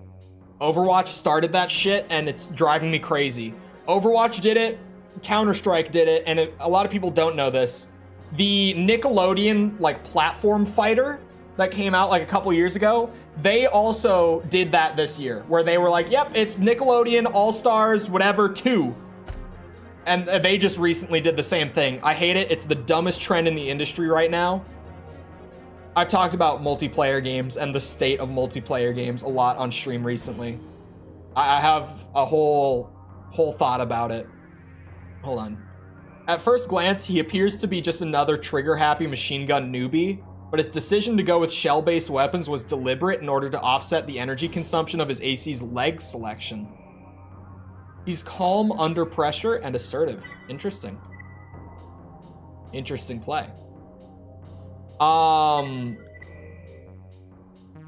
Yeah, multiplayer gaming, I've talked about it. I think multiplayer gaming is hitting a super hard valley right now, where like it's about as bad in terms of like just the whole industry across the board right now as it can get. Like, it really can't get much worse than it currently is for, like, live service multiplayer games. I think that there's gonna be, like, another year or so where they kind of sit in this spot where, for me, like, someone who likes single-player and multiplayer competitive stuff, like, this year, I just have not played competitive games. Even though I personally do enjoy them, none of them are in a spot right now where I want to play them. Like, even numerous competitive games that I enjoyed when they came out, like Apex Legends, Counter-Strike, Rainbow Six Siege. Like, there's a bunch of competitive games still getting active support that I did enjoy at one point that, like, right now, they're just in a state where I don't want to play them. Because, like, they've just kind of slowly declined. Oh, it's this guy. The pursuit missiles mounted on his AC's shoulders are more for show than anything else, and his opponent's time is better spent worrying about what he intends to do with the machine gun. His AC is heavily armored and therefore slow. Yeah, I think multiplayer gaming right now is at its absolute lowest. But I think that in the same way that like single player gaming hit like an absolute all-time low in like 2016, 2017, I think it's gonna hit like a curve and come back, but it's just gonna have to sit in this spot where like it's super dead for a bit longer. I think it'll come back in like 2 years or so. Maybe a little less, but like that would be my guess. Would be like, by 2025, I think it'll start to swing back around. But like industry trends have definitely brought like competitive multiplayer gaming to like a considerable low point, in the same way that like competitive multiplayer gaming hitting such a high like kind of weirdly took so much attention away from single player games in the AAA space that like resources just weren't going to them, so the games were coming out like shit. But now, like this year, insanely stacked. So many amazing games this year, because a lot of games that started development back in like 2018, 2019, right when we started to come out of that phase, released this year. I think multiplayer is going to have that same thing where like a lot of new games that have started development like in the last year through to like probably for the next year or so, will start to come out and like revitalize the space. But even like, sorry, Master, appreciate it. Thank you. I am on such a tangent, but I appreciate it. I think that like a big thing with the multiplayer space right now, I'm just gonna Google. I'm just gonna pull up a list, okay? Here's a list of the best esports games for 2023. What you are going to notice is that none of these games, by my prediction, will be less than 3 or 4 years old. They're all gonna be like 10 to 5 years old, and they are still going to be like the top games in the space, right? I haven't even read the list. Apex came out 2018. Warzone 2.0. Warzone 2.0 is a year old. If we just say it's Warzone, because it really is, like, as a COD bro, it is still just kind of Warzone 1 with slight differences. This is like 4 years old. Dota 2 is like a decade old. Dragon Ball FighterZ, was this 2017, 2018? I'll say it's 2018. I'll give it some grace, say it's 5 years old. Fortnite Battle Royale is 6 years old. King of Fighters 15, I actually don't know when you came out. Holiday Deals, woo! When did you come out? 2022! I was wrong! All right, this one's a year old. So far, we got one. League of Legends is more than a decade old. This is a very recent list because Mortal Kombat 1 just came out. Overwatch 2. This is Overwatch. This is 6 years old. Or sorry, 7 years old. My bad. PUBG is 7 years old, I believe. Rocket League 2015, 8 years old. What the hell is Samurai Showdown? This is an esports game? Someone has mentioned like the old PlayStation games of this, but there's an esports one? Oh, it's a fighting game? There's a Samurai Showdown fighting game? When did it come out? 2021. Okay, 2 years old. StarCraft 2. How old is StarCraft 2? I actually don't know off the top of my head. StarCraft 2 is 13 years old. Street Fighter. Weirdly, the fighting games are recent. Everything else. Smash is 5 years old. Tekken 7? This is my favorite fighting game ever, and I actually don't know when it came out. For all my fighting game bros, if you didn't know, 2015, this is an 8-year-old game. Tekken 7 is my favorite fighting game ever. I love it. So aside from the fighting games, the like 4 of them that were on this list that came out in the last couple years, they're all like 5 to 11 years old. I think that's a big reason the multiplayer space is struggling right now, is there's just no new games coming out that are actually like picking up steam. It's just all the same shit that people have been playing for like 5-6 years plus. As an ex-fighter pilot, old habits are hard to break, and he still prefers taking to the air and filling the sky with swarms of missiles. But like all fighter jocks, he's brash, which usually gets him in trouble when cornered. Lego Fortnite game is pretty good. Yeah, I was just about to say, like, Fortnite right now, I know there's a lot of buzz around Fortnite, and I just have not felt the need to like reinstall it because it's still just Fortnite. Like, the Lego thing looks kind of neat. It looks like, honestly, the coolest thing they've done, like, probably ever in Fortnite from, you know, my, like, somewhat outsider's perspective. I've never been super into it to begin with.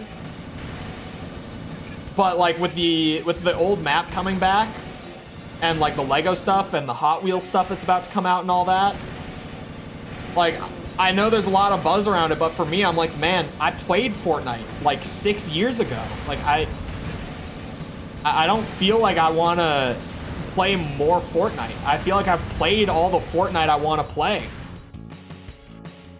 Oh, sorry, Rocket League. It wasn't Hot Wheels, it was Rocket League. Didn't they do a Hot Wheels thing already? Or what was that? I don't remember.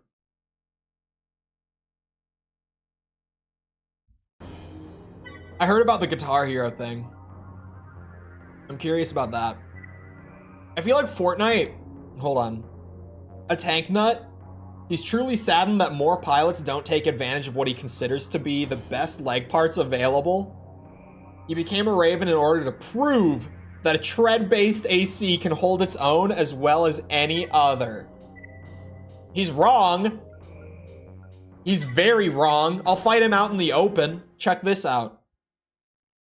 I feel like Fortnite, I feel like Epic Games realized that just doing like map and sandbox updates, sandbox is in like weapons, like tools available, right?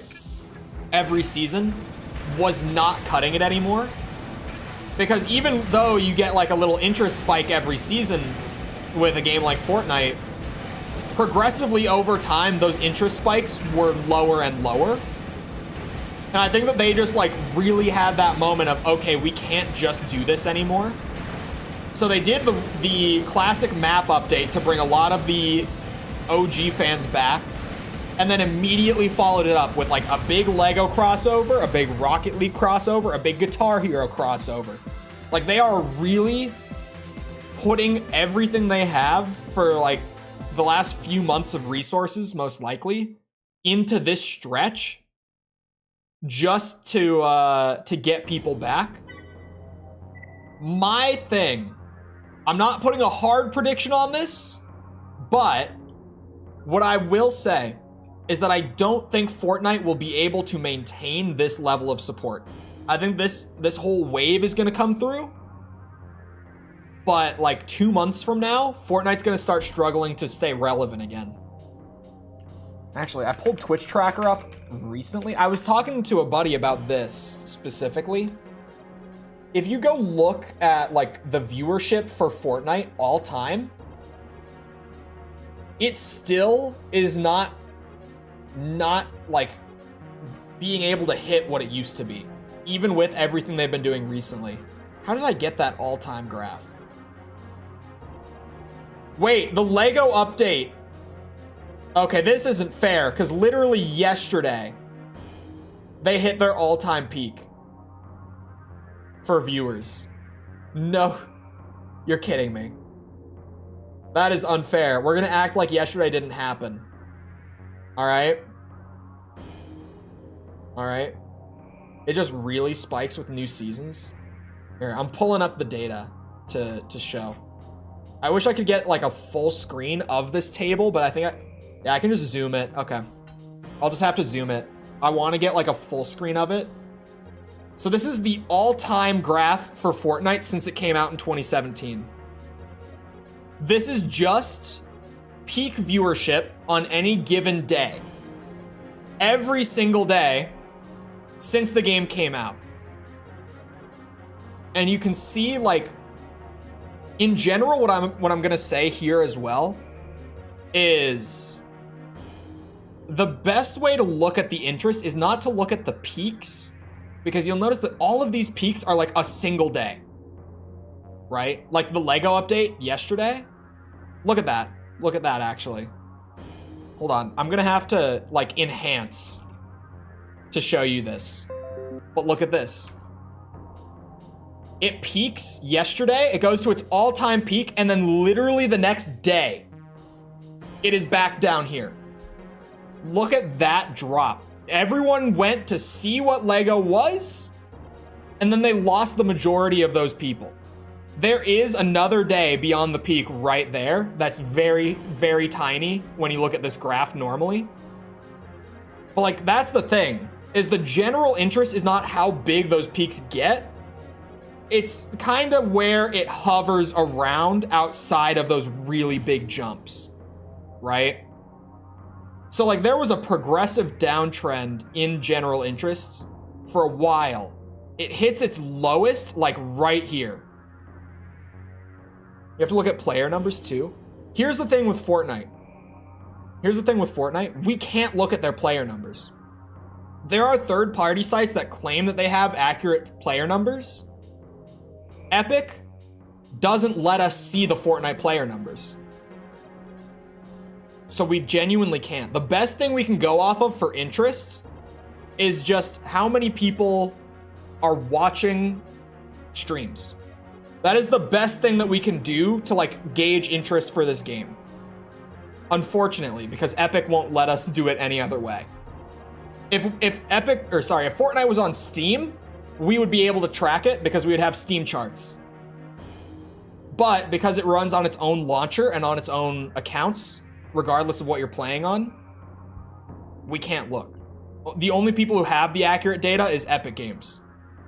But like, from what we have, viewership like hits a pretty big low at like about summer of last year and kind of just hangs around there up until very recently. Why would they let us know? They want to look exactly. And something that's kind of weird is that whenever the number hits a really big high, whenever they hit a crazy peak, they do share it. But that's the only time we hear the actual numbers from Epic. Really should have available player analytics. In a perfect world, they would. It's wild how I pulled this up and literally, like, I had this conversation with a friend last week where we were looking at the numbers and everything. And then I pull it up on stream to reference it, and literally, like, they just hit their all-time peak interest with the Lego thing. Pain. But yeah, especially with that tiny dip, like, you know, right after Lego update, it dips back down. I think that, like, what's gonna happen is this is a pretty good place for them to be hovering, by the way. This is about where they were at in 2018. Actually, hold on. You guys don't understand. My monitor, for the record, I've mentioned it before, my main monitor on my desk is 36 inches wide. Is it bigger? It's hard to like look at the numbers. Let's see. This is like hovering mostly around 300K. This is hovering, yeah, okay, it's about the same. About 300 to like a little bit of 400, a little bit of 200. It's hovering right about where it was in like summer of 2018, which was previously like the peak of interest in Fortnite. So that dip going back down to 400,000 the immediate day after they hit like 2.8 million or whatever this was. I don't know why I can't get that number to show right now. I had it up earlier where it said like 2.7 some million. I wonder how it compares to concurrent players. Yeah, it's normally here. I can pull up. It won't be on the top of games. Can I pull up like Halo Infinite? This is a great game to use because the numbers are going to be much lower. It won't open. Oh, okay. Well, never mind. Generally, I was going to pull up that and Steam charts side to side and show. Generally, the interest, like if you look at player counts using a tracker that we can verify, like Steam charts, and using like Twitch tracker, which is also verifiable. They just pull the data right off the front end of the site. The numbers are different. Like the player count is normally higher than the viewer count, generally speaking. But like the chart, the graph will look about the same.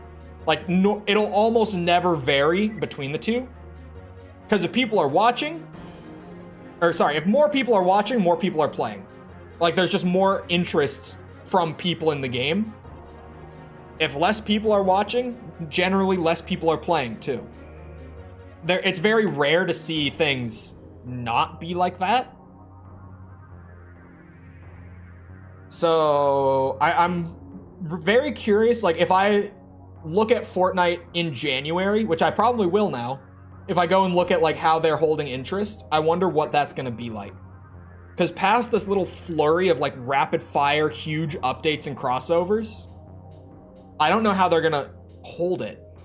Like they're gonna set this crazy high bar, and then they're not gonna be able to do this again. Unless they spend like a year preparing again. Like they just did. Anyway, the teamwork between he and his disciple, Tsukio, I'm maybe saying that right, no, probably not, is the stuff of legend. There isn't a single Raven who looks forward to going up against both, no matter who they're partnered with. Hozumi retired, but returned to the arena to guide Tsukio. These are essentially new games. Yeah, from what I saw of the Lego thing, it is kind of just completely its own thing.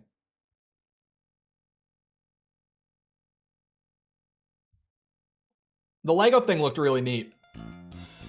I feel like Lego and Fortnite are one of those crossovers that it's just so natural.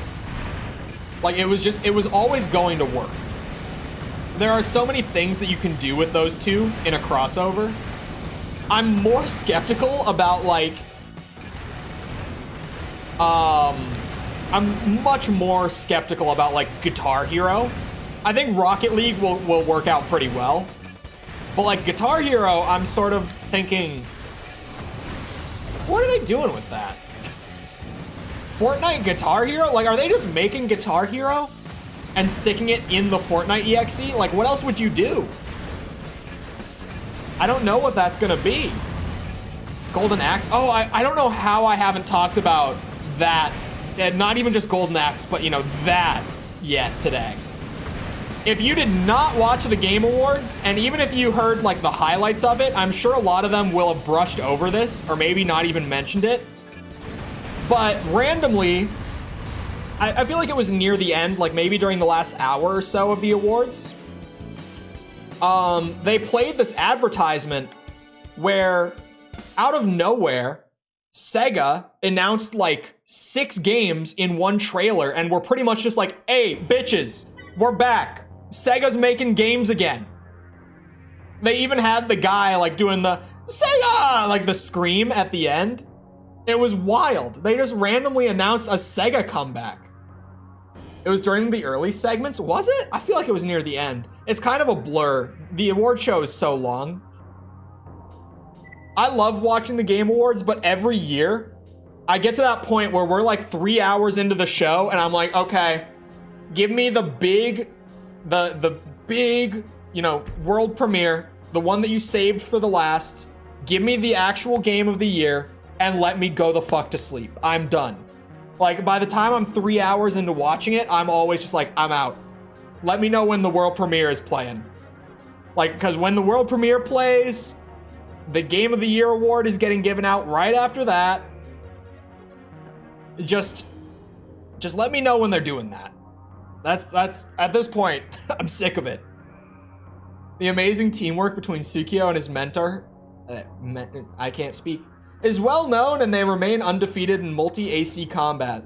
Tsukio joined the arena at Hozui's request to keep his skills honed and up to date. So far, the practice is paying off. They acquired the studio? I hadn't heard about that. So it's literally just they're making Guitar Hero and smacking it in there. Honestly, and this is gonna sound weird to some people, that might be the crossover that gets me to re-download Fortnite. Because I said recently on stream that because I built a new PC a couple months back, I don't even have the Epic Games launcher installed on my new PC. So like getting it isn't even, or sorry, reinstalling Fortnite for me isn't even just, oh yeah, open up the launcher, reinstall it, play it. It's like, no, I gotta like go into my password manager and grab my Epic password, because I randomize my passwords and just copy paste them in from the manager. Like all of my passwords are like 40 characters long and random characters, so that if you run a password cracker, it takes ages to get through it.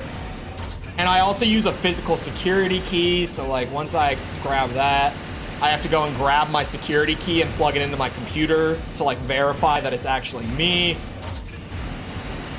And then I get to open up the launcher and re-download Fortnite and then open it. Guitar Hero is based, but not even that can get me to install Fortnite. That might be the one that gets me to install Fortnite. If I can just play a new Guitar Hero, I'll take it.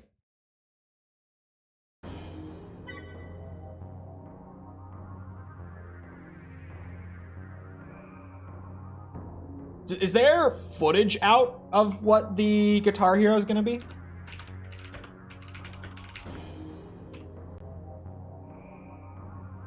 Do they have that?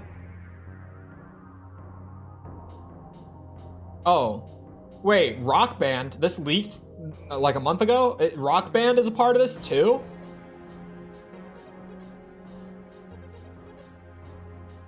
Oh, it's called Festival. Fortnite Festival. How does it work? This is a leak. Where? Is there gameplay of it? I guess not. They didn't really show anything about it. Like, it seems like they showed like a little teaser, but it doesn't look like they showed like actual footage of it. So who knows? Because I would have pulled it up and assessed it. A rare breed, Colchas, attacks almost exclusively with blade weapons. Oh god, that's a Moonlight and a parry blade. Because of this, his victory rate isn't high, but his unit does boast one of the most impressive flight durations of any AC in the arena. He's a loner and he keeps to himself. He flies with blades. Great. Let's take him to an outdoors map, because that's smart. I need to be drinking more water. My voice really does hurt.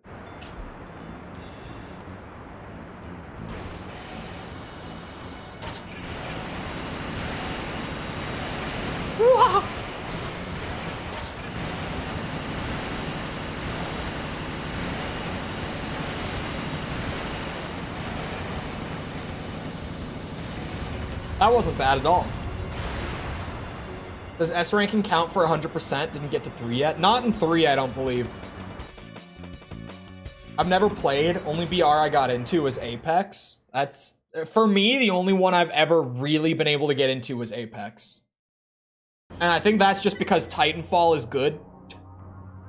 There was gameplay. Hold on.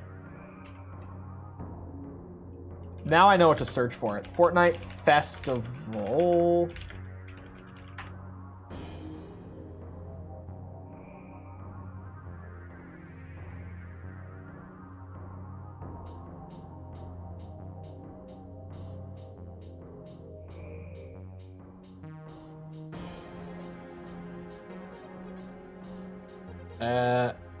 All that I'm seeing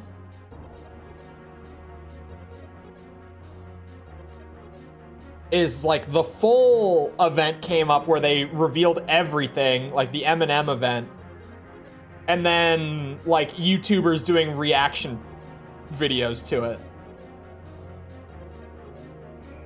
And for some reason, the top result when I searched for it was Nick A30 playing the racing mode. I might just have to wait until it comes out. When did you say the Guitar Hero comes out?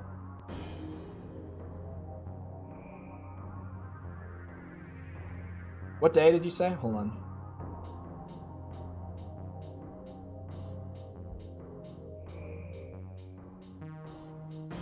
Hold on, my chat broke. My chat is not refreshing. There's my chat. Bottom tier when it comes to anything over 2 minutes long. I flat out refuse to click on reaction videos. I hate them so much. Hold on. I need to get caught up. It was like a blade of grass versus a lawnmower. Coral skies more like coral dyes. Videos on AC are gems. Which one? Appreciate it. Does he know? Does he know? I wonder... there's probably a good amount of people that don't even know that we moved from AC to AC yet. Armored Core.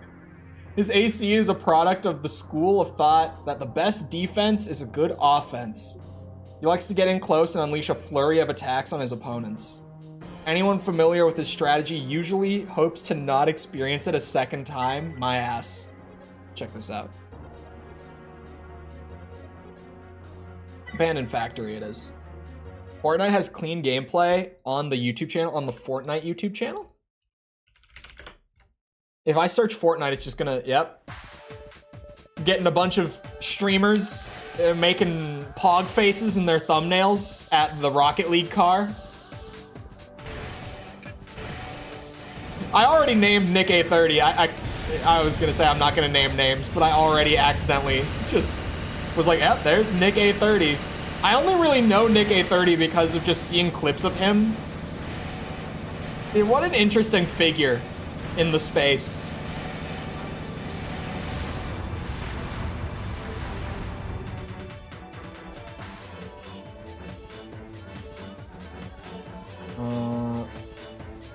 Yeah, I have to filter it down.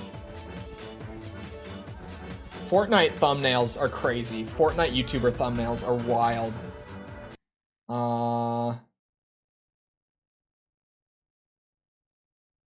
Is it just in the Big Bang thing? It's like they have a trailer for the racing event, like the one that played at the Game Awards last night. They uploaded that this morning to their YouTube. They've got the Fortnite trailer. Is it just in the full event?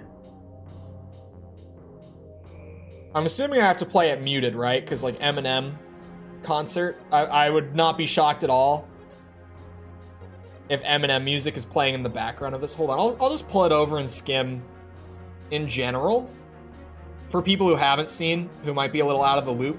Like, this is the Lego crossover. It looks really interesting. Like, I feel like this was a match made in heaven, to be honest. Lego and Fortnite, this was such a no-brainer. Like, I never thought about it before, but like, look at it. It works. Lego and Fortnite. What a pairing. They've got like bosses and shit all around. I remember seeing that.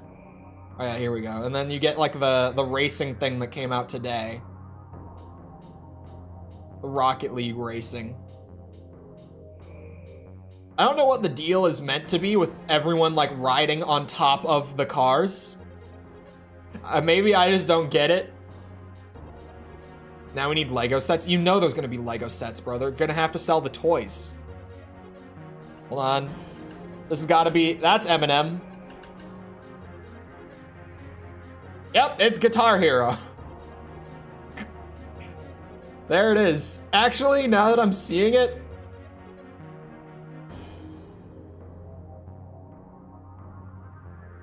this looks pretty, like, I don't know. Maybe I just have to see it played on like higher difficulty, right? Like maybe it's one of those things. Cause like Guitar Hero on like its easy mode looks boring as shit. But that almost looks like it's like undercooked to me. I don't know. What buttons are these? Like what's the notation here? Where did the colored buttons go? The colored buttons are important. I'm disappointed in what I saw. It's like the old tap revolution, only 4. When effectively combined with his AC's other weapons, the large missiles mounted on the shoulders are capable of wreaking absolute havoc. He definitely has a flashy side, but his AC design is all about taking down the competition. Forgot, tap was the browser one, right?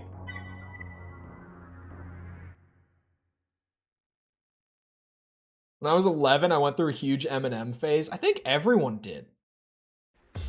Eminem, for me personally, is still probably high up on my, like, rappers list, like, very high up. But I don't listen to anywhere near as much rap as I used to either.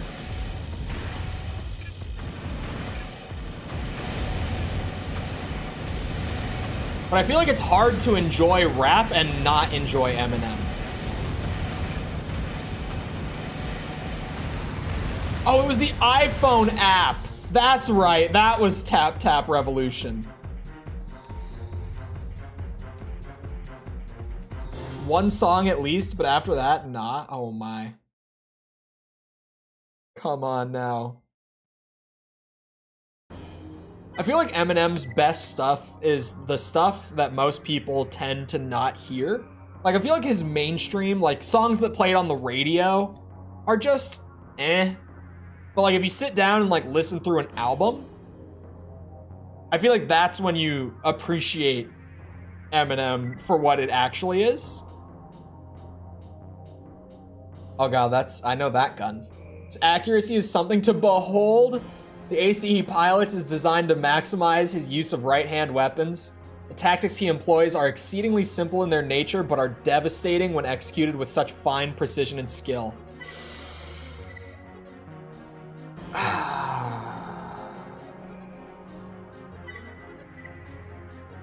Oh, it was MW2, not Black Ops 1. It was MW2, the old one, you know, not to be confused with MW2, the one that came out last year. No, the first MW2 had, was it Till I Collapse in the trailer, right? I think it was Till I Collapse that they used in the trailer. What a time to be alive, back when COD and Eminem. But then, Black Ops 1 actually did have Eminem in it. It had an Eminem song in it. If you don't know Chole lore, if you don't know my history as a creator, I started out content creation as a Call of Duty Zombies creator, like exclusively. If there's one game series that I know way too much about, it's Call of Duty Zombies. But they featured an Eminem song as an Easter egg that you could just like play the song while playing the Pentagon Zombies map 5. So you could be running around in the Pentagon shooting zombies with your ray gun while Eminem is playing in the background. Everyone hears that I used to be a COD Zombies creator and they're like, you were a COD creator? Why? And was it Won't Back Down? I thought it was Till I Collapse. What song was in 5? I actually don't remember.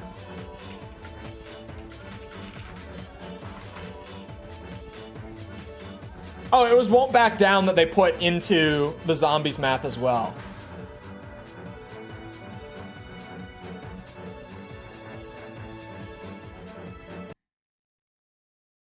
I grew up playing Lego games. I think a lot of people who played games as kids, or who are born, or who grew up in the 2000s. A lot of people like my age or younger.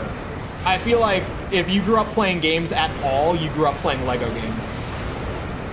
I did not know a single kid who had like a Wii, an Xbox, a PS2, nothing, who didn't have like Lego Star Wars or Lego Pirates of the Caribbean on it. Lego Indiana Jones.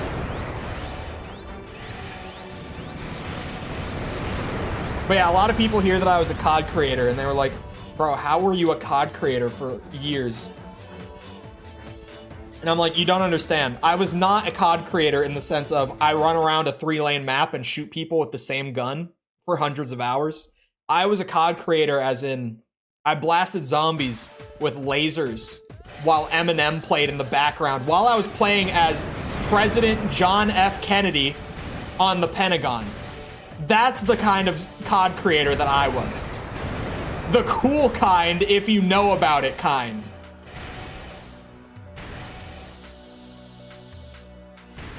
What's BOPs?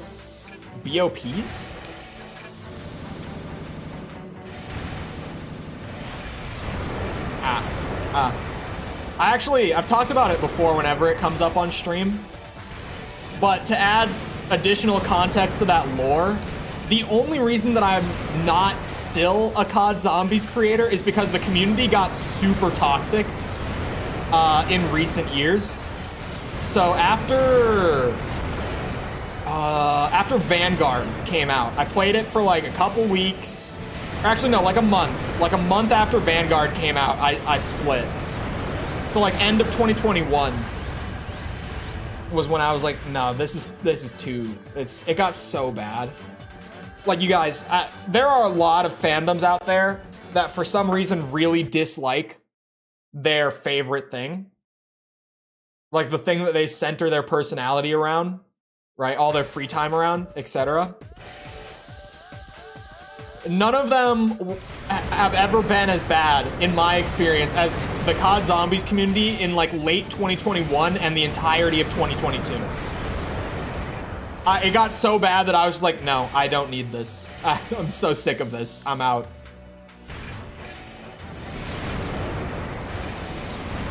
Okay, maybe currently the Star Wars fandom might be as bad. Yeah, that's probably true. The current Star Wars fandom is probably about the same, about on par.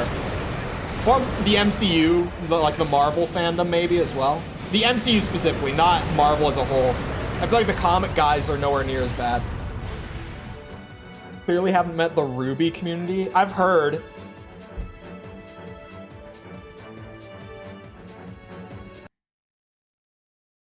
There's a new Lego Star Wars that compiles all the movies and is open world. It sounds cool as far as those games go, but I don't... Huh? I don't feel like the concept and gameplay would hold up for me. I played it. I played it on stream when it came out. I 100%ed that game. It is actually a really fun thing to play, like, as an adult. Because, like, yeah, I grew up playing Lego Star Wars. Like, I played all of them. So, like, the new one came out and was a really big deal, and I played it, and it was a blast. Like, I would just chill on stream and, you know, complete everything in Lego Star Wars. But 100%ing it was a mistake. Like, playing past the point where you start to burn out on it was bad. Because it took me almost 100 hours to complete it fully. It was huge. It was huge. There were so many collectibles. I think there were like 2,000 collectibles you had to get. It was too much. Way too much. This is the one I've heard about. He's fought on so many battlefields and destroyed countless ravens. Stories of him cracking open opponents' ACs in mere seconds are used to frighten new pilots. No one knows his background, but most claim he is even better than Ace. I assume you watch the Game Awards. What did you think about what Chris Judge had to say about COD? I lost my mind. It was so funny. And then my jaw dropped like 15 minutes later when they played an MW3 ad. Like, Chris Judge went up there and said that, and Activision had paid for ad space on the show. I was in disbelief. No! He has the target blockers, doesn't he? Oh, no. Oh my god, he does. He has the...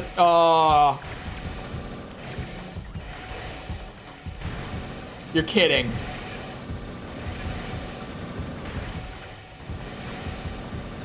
Oh my. No. Alright, I'm putting them on. I'm putting them on. Absolutely not. If I can't shoot him, he can't shoot me. I'm not doing that. Absolutely not. That's bullshit. That's bullshit! That's not difficult, FromSoft. It's bullshit. I'm not putting up with it. I won't tolerate it. I won't. Give me those. It's an extension, and it's... Is it the Crow? I think it's the Crow. Yeah. Ditch Moonlight for now. How light do I have to go? Just remove it, sure. Let me save. You know, I worked through all the other new arena pilots. The Chris Judge comment about the MW3 campaign killed me. I haven't even played the MW3 campaign. Like, not for a moment. I haven't touched it.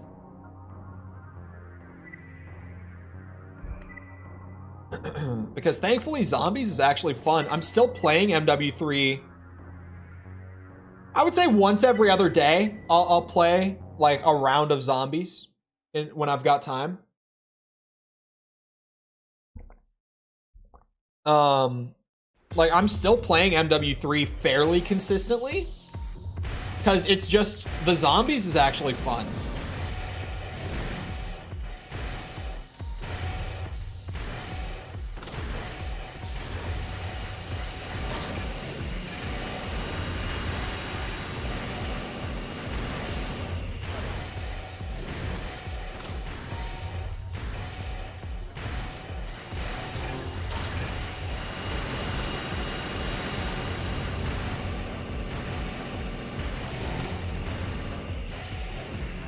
Oops.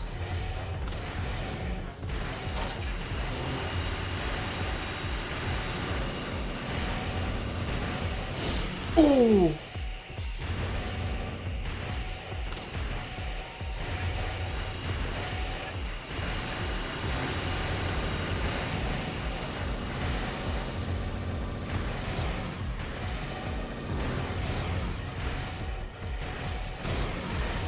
Yeah, keep trying it.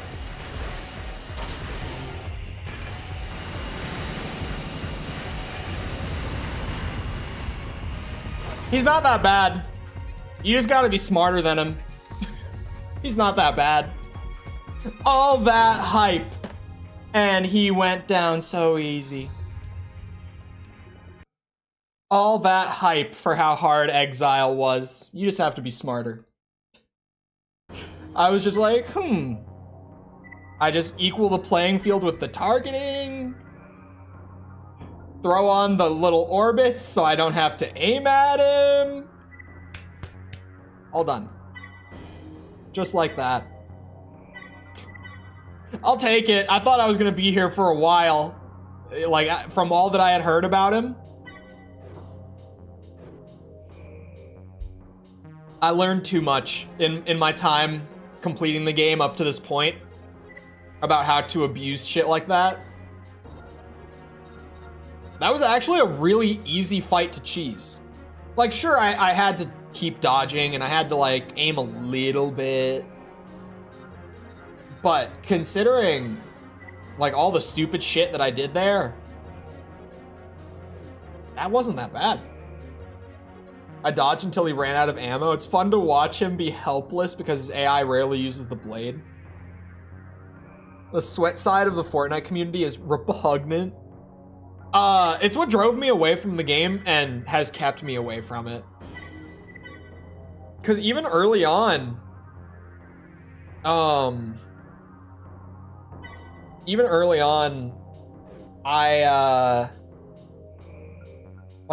and I say early on as in like season, was it 3? It was back when John Wick was like the end game skin on the battle pass, like the highest tier skin.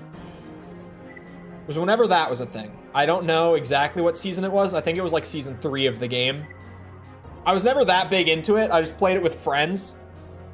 But that was when things started to get so sweaty to the point where I was like, I don't even want to play with friends because I have so little fun on this game.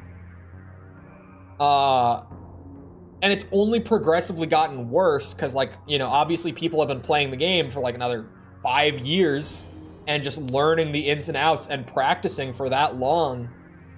It keeps me away. It drove me away like only a few months into the game, and it's still like one of the main reasons I don't want to go back and play it again. Happy Iron Mouse 1 content creator, her reaction is amazing. I have to go find the reaction because they had like the pre-recorded like acceptance thing, which I'm assuming they all had to do a pre-recorded acceptance thing for that category. If she did have like a reaction to it. Was she streaming the Game Awards? I'm assuming most people stream the Game Awards. Cargo on board. Attempts were made to force it down, but we ended up having to shoot it out of the sky. Some of the helicopter's payload fell, undamaged, into the Avia Gulf. The recovery team sent to retrieve the capsules still hasn't located them. They did report sighting other units in the vicinity, though. These are most likely associates of the hijackers, trying to secure whatever they can. Please head to the Avia Gulf and keep the capsules from falling into the wrong hands. The AC6 nomination thing, I talked about it before. Like, I would have liked to see it get nominated because it was one of my favorite games last year. I put a link. YouTube chat will just eat it up. Like, YouTube as a whole doesn't allow it. But if someone drops it in Discord or something, then I say drop it in Discord instead of just like, oh, I'll go find it later. Because I will not remember to go find it later. So if someone puts it in Discord, I'm gonna see it later and have to click on it. So I'll be like, oh yeah, I'm supposed to watch this. So if anyone just drops it in Discord, I'll be able to get to it later.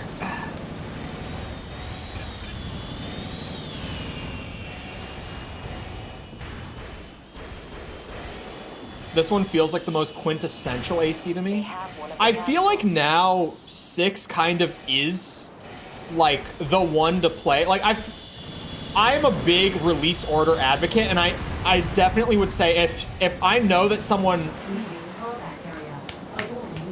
I know that if someone, what was I even saying? Just a second. Oh, yeah. If someone has the patience to play the older games, I'm going to recommend them to play the older games. But with the way it is now, I feel like for most people who are like, I want to get into Armored Core, where do I start? The answer, the majority of the time, will genuinely be 6. Because it's made to be like the optimal entry point, and I feel like they pulled it off. It really is a great entry point for anyone who's like, I've never played these games. Should I start here?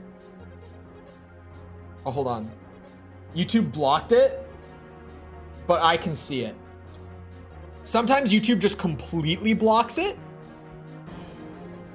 like flat out, but that one got like the moderator block. I'm not gonna put it through because the chatbot will time you out if I do. If the chatbot catches wind of this link, they will time it out. But, there. I have it. I think the best place to start would be 6, and if you want more, I'd recommend Gen 4. I feel like that's what most people are doing right now. And I feel like that's kind of the ideal approach for most people right now. I should probably do this one too. If I got rank E, I feel like I didn't even complete the mission. Am I wrong?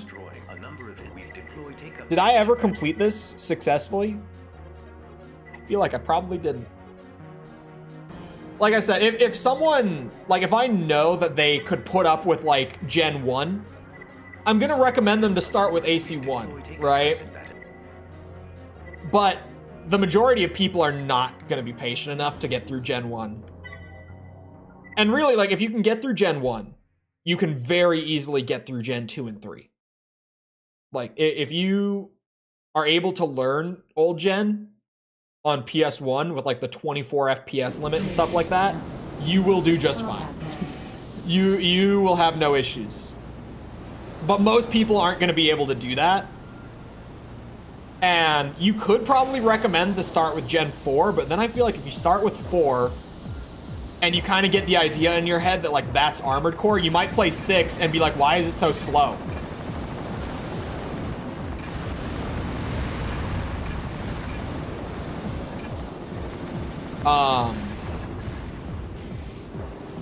I feel like 6 for most people would be the ideal starting point.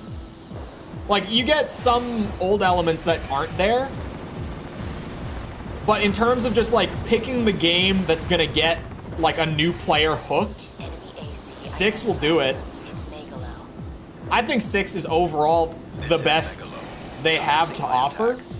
Like, if I had to pick one AC game to be like, this is the best Armored Core game, I'm personally gonna pick 6. I do believe that it is overall the best Armored Core game.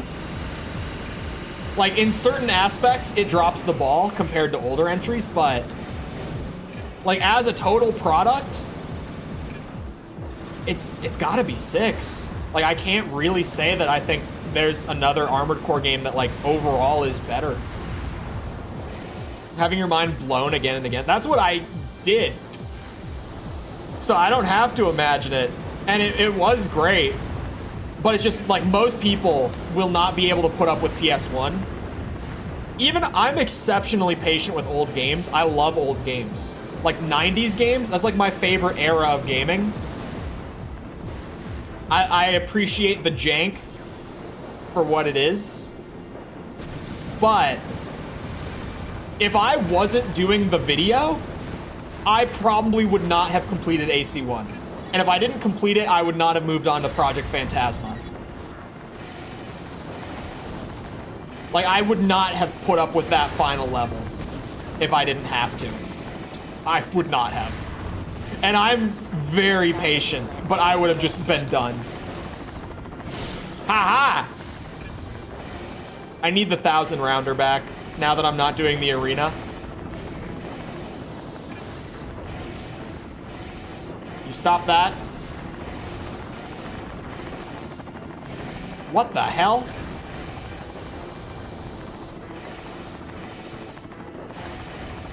Shit. I keep like sliding off of them. Bitch. I got this. I got this. Yeah, where's my consort at? Why am I doing this? Why aren't you helping? I hired this guy. I paid for this. Incoming transmission. Oh, my orbits. Kisaragi has an urgent request.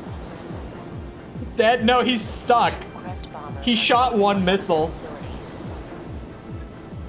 They want you to intercept them. It's up to you whether or not to accept. 90s is when game design stopped getting entirely annoying to me with the series I liked. A transport is Like standing NES by. didn't do it for me, but SNES? Yeah, in the past, I've done like question of the day stuff where it's like, what's the best Nintendo console in terms of like, what had the best game lineup? And a lot of the time there will be a ton of people saying NES. And I'm like, man, really?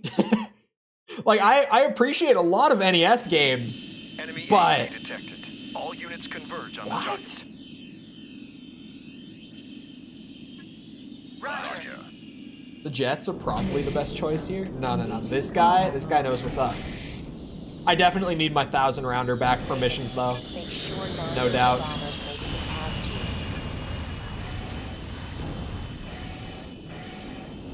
I was a Genesis kid. I'm sorry.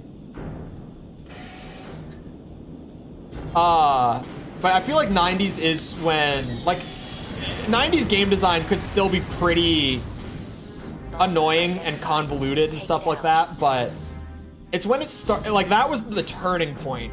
It was like the early 90s. Genesis was cool. Genesis was cool. I feel like the thing with the Genesis was, like, lack of games, right? Like, it had some bangers on it. But compared to, like, other things that were out at the time, like Super Nintendo, it just had nowhere near as many bangers on it. If that makes sense. It did have some good ones, just not as many good ones. The second is taking a different route. I gotta shoot the thing. Forgot that's what I was here for.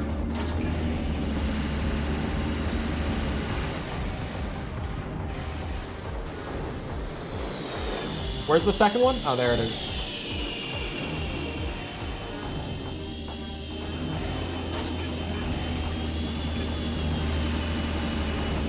Playing this game with OP Intensify with all the upgrades really does make a difference. Gotta say. Target destruction confirmed. Please return to base. You can feel it. System switch to normal mode. Easily my favorite mission of that game. I like the one where you get betrayed in 2. SNES had the JRPGs, Genesis had the platformers and action games. I don't know how I feel about that statement. Because you know what SNES had? Super Mario World, Metroid, Castlevania. What else? Hold on. Oh, that's my Iron Mouse tab. That caught me off guard. I clicked over to like the tab that I didn't think I was using and I was like, what the hell? Forgot I was leaving that open for later. I was gonna go use that tab. Whew. Oh my god!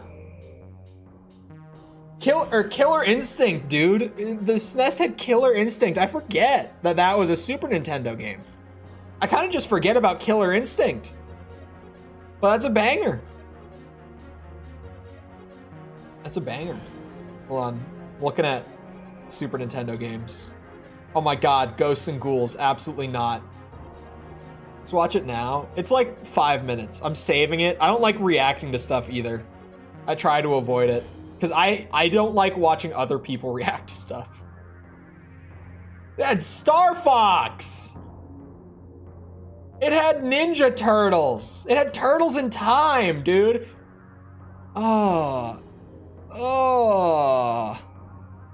It had Contra. It had Street Fighter 2 Turbo. I said Castlevania. It had Donkey Kong Country. It had the platformers. It had the best platformers. I played Sonic. It's fine.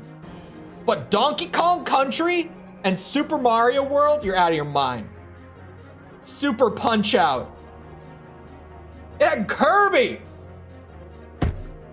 Kirby Superstar. Kirby Superstar. Mega Man X. Is X supposed to be a good one? I don't know. I know Mega Man games are hard to keep track of. I've never touched them. Is Mega Man X a good one? It's on this list. A Link to the Past. A Link to the Past. Super Metroid. Yeah, okay, good. You should react to people reacting, but no one thought of whole 3 layers up. I could just start a second channel. Just raise your pitch and volume each time you read a new entry. Could you hear my voice struggling? My voice hurts so bad.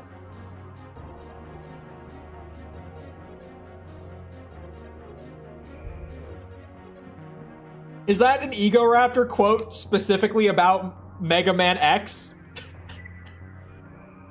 Did he specifically say that Mega Man X makes his dick rock hard? Is that what the quote is? Or is that just a generic quote that you are using to describe Mega Man X? It's hard to tell sometimes. After reading that list, there's no way. There's no way. It had the platformers and the action games, and it had the platforming action games.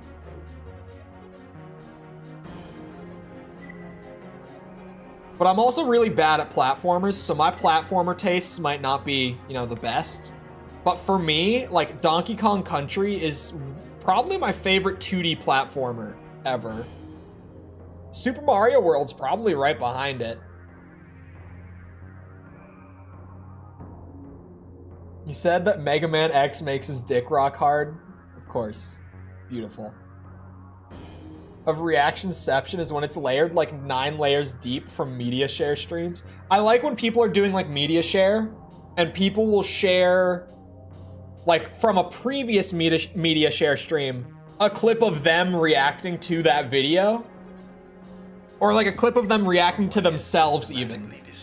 So that it's just literally like the same person layered like 4 times. That shit is funny to me. Have already sustained heavy damage. We've deployed units to protect those that remain intact, but it's This is, I already listened to this one. I failed this one. You know what? Mastiff sucked ass. I want helicopters. Just because people said the jets were good, I want the helicopters instead. Kirby Superstar. Bitches. Genesis had the platformers. Kirby Superstar. What is Mario Paint?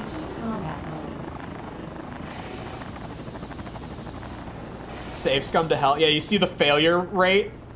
It's purely from like some of the challenge missions and stuff, right? It's like doing the challenges on like Massive MT just skyrocketed my failure rate in like 1 hour of playtime.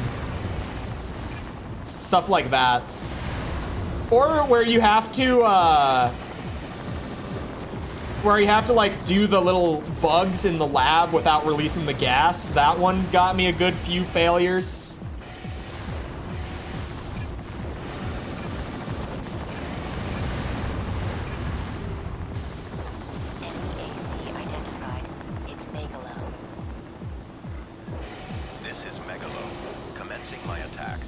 Playing strip poker? Wait.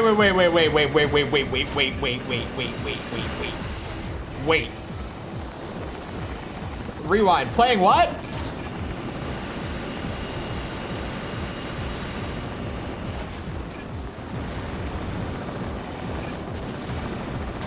Struggling to not. Oh no, that's what it was. It was me quitting out. That is the one that skyrocketed the failure rate. That was it. It was the one where you have to not get hit by a single missile for the hidden part. That's where like the 50 failures came from. That's 100% correct. I was trying to remember just some of the harder challenges, but no, that is the one. That is the one. Oh god. So hold on, wait. VTuber strip poker is a thing that can happen.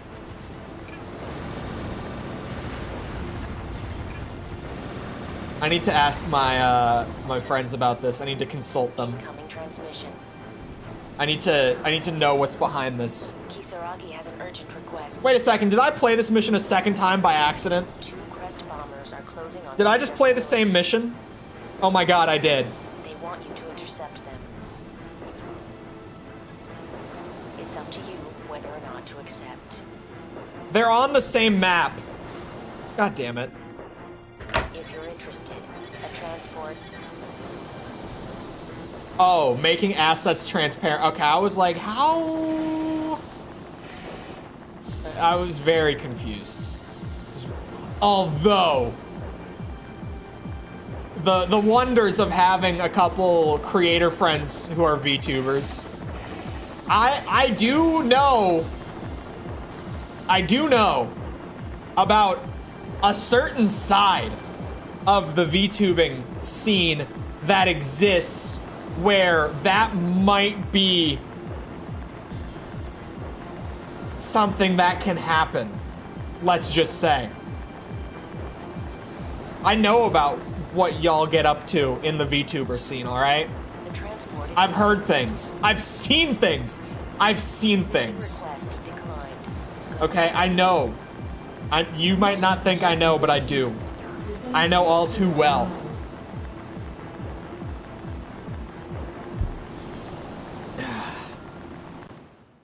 I know what goes down on that side of the VTubing scene.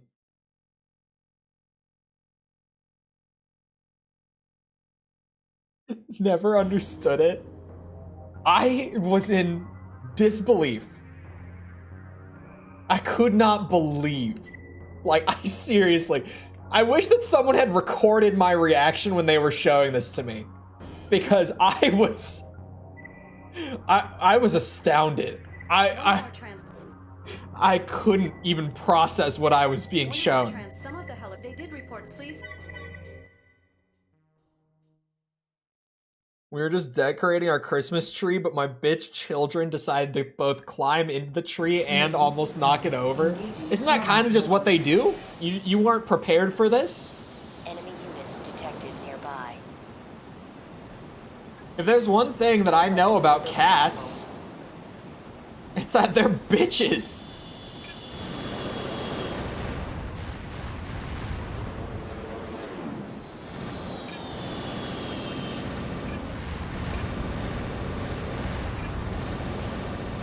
But yeah, I've seen... One of the capsules. Oh, shit, don't take that. I've seen a side of the VTuber space where that could be a possibility. Where strip poker could happen. Not on Twitch, but apparently some of them are also just on sites other than Twitch.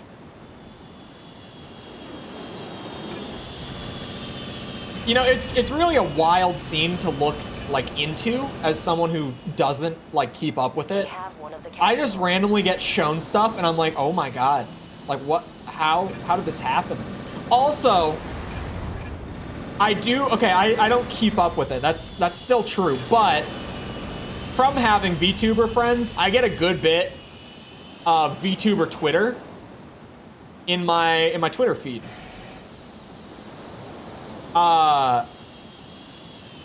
So like, yeah, I am having MIP mapping issues. It's only in some parts of the game. Like only some geometry has it. It's weird. I don't know what's causing it. Sorry. What was I saying? What was I talking about? Oh, I get VTuber Twitter in my feed. It's a war zone. Dude, it has to be the most toxic content creator community that I have ever witnessed. Like, unironically, those bitches all hate each other. No one likes each other on VTuber Twitter. I swear. No one likes each other. They're all trying to ruin each other's careers constantly. And I mean, there's certainly some not good people on there, for sure. Some of it's deserved, but some of it's just crazy. Some of it's just batshit. Oh my god, this one is like on the, no! No! Stop that.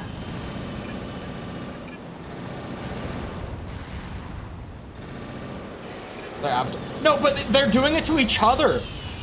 I don't think you understand. They cannibalize themselves. Because if people who aren't on VTuber Twitter don't care. It's all them going at each other. They have one of the capsules. It's VTuber on VTuber warfare out there, man. And it's intense. It's intense. The enemy acquired a capsule. Mission failed. There's great interactions between lots of VTubers. Yeah, I'm the side that I see isn't really like the big corporate side. It's like the independent side. They go in knives out against each other. They really are. Like, they really are. Hold on. If I just go to like the For You tab of Twitter, how long does it take for me to find VTuber drama in my feed? I'm scrolling. It might actually, today might be a bad day for it because the Game Awards just happened. My entire Twitter feed is the Game Awards still. Yeah, today is not a good day for this experiment. I can only see Game Awards. Never mind. What you're looking at is Advanced Warfare. It's anime girl and anime boy warfare. It's wild out there, man. It is so wild out there. Like the other day, what came up in my feed,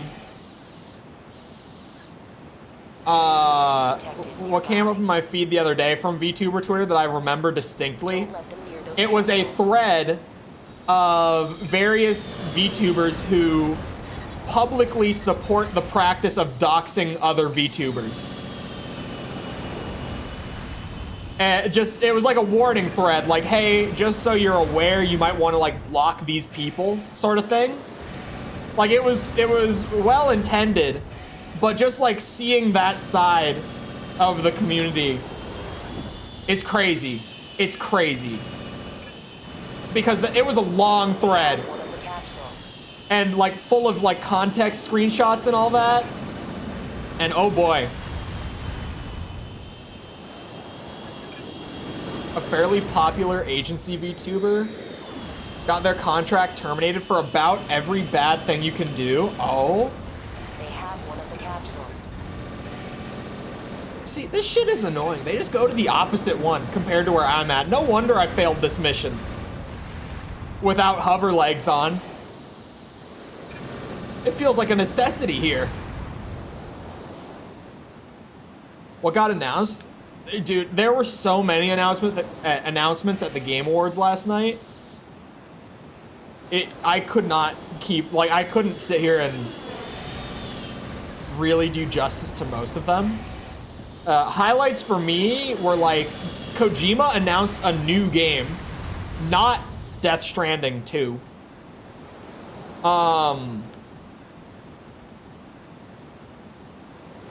It was, what's it? It's called OD. And it's a game that he is directing in collaboration. He's co-directing the game alongside Jordan Peele. You know, the guy who did like Get Out, Us, and Nope, like those recent movies. It's him and Jordan Peele working on like a horror game together that they're co-directing. And they revealed that last night, and it looked so bizarre. They have one of the capsules. It looks interesting. Not bizarre in a bad way. Because like for horror, bizarre is kind of a good thing. But it was really strange. Udo Kier is acting in it as well. And Udo Kier, more people need to hire Udo Kier for horror stuff. The dude is insane. I love Udo Kier so much. Whenever he's in something horror related, he nails it. He was in the trailer. They're withdrawing. And Looks like they've given up. even just his performance in the trailer was like, ooh, goosebumps. The recovery team will be here shortly. Please return to base. We didn't get any news about Persona 6 or Hades 2. They did a new trailer for the Persona 3 remake, though. Controlled substances misused during stream, meeting with fans IRL off stream where they pay her thousands of dollars, and a relationship with a manager in the company. I actually saw that. I wasn't with you until the end. I remember seeing the thing about the company terminating a talent who had a relationship with their manager. I didn't hear the other stuff, but I heard that part. This message is to notify you of a new product release. We'd like to share what we can with those who have proven their loyalty.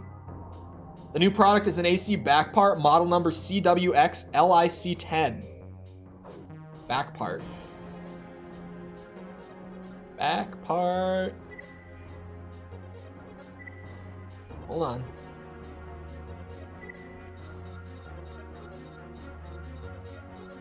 CWX LI something 10, I believe.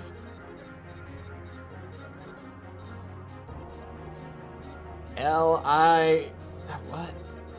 Oh, CWX LIC10, it was the very last thing. Big blue beam of death? That sounds like something I should own. I was probably gonna skip right over that, but then you said that.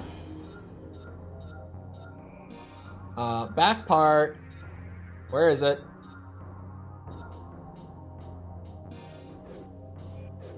Sweet. Anything Mega Man related? I don't think so. Maybe?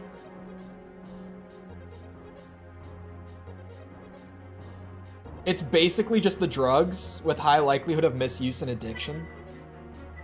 The meeting up with fans IRL thing sounds pretty crazy for a VTuber, right? Because surely, like, I mean, who knows? Every company probably works differently. But I would assume that, like, they would want to keep the talent's, like, actual identity not public. Maybe a wild assumption, but that's what I would think. The extreme end of drugs? Oh.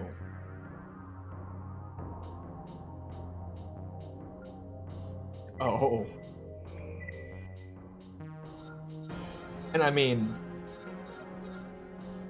things like relationship with the manager certainly don't help, right? Like if they're already, like if they're kind of looking at other things and going like, maybe we don't want to keep this person, that will just be like the cherry on top. Like that'll definitely put it over the edge.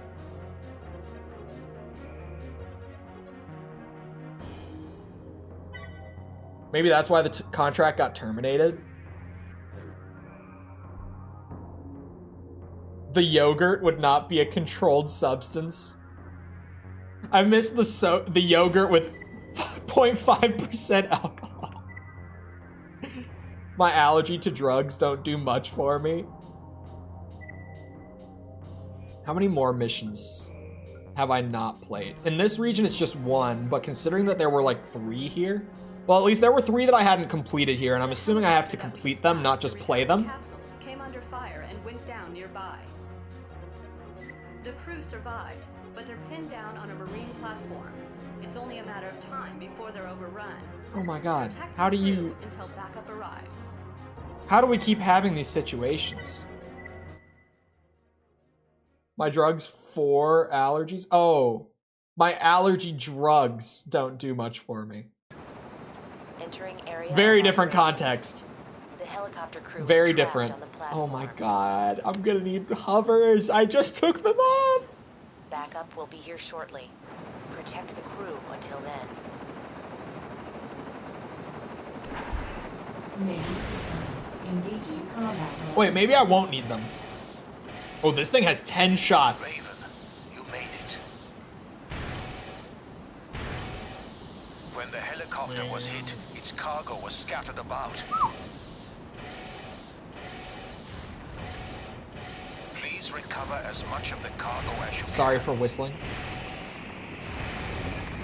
In my experience, like, sure, I've changed my mic settings a lot since I last tested it, but whistling into a microphone almost never sounds good.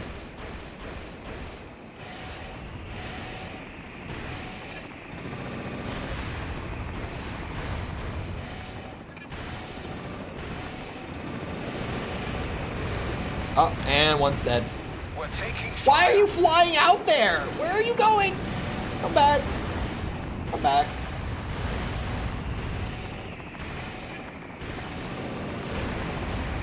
Come back to the crab. I can protect you, but only if you're hanging around these areas. I can't do much for you way out there. There are targets in the water. It's okay, we can ignore them, I think. They shouldn't be much of a problem as long as everyone stays on the platform.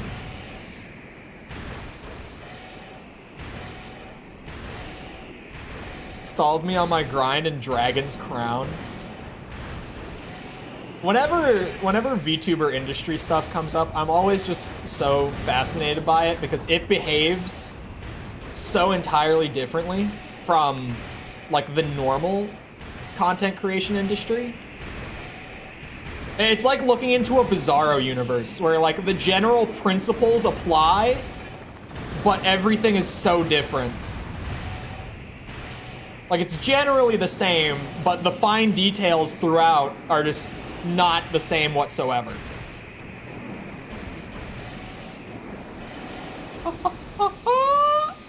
We're fine.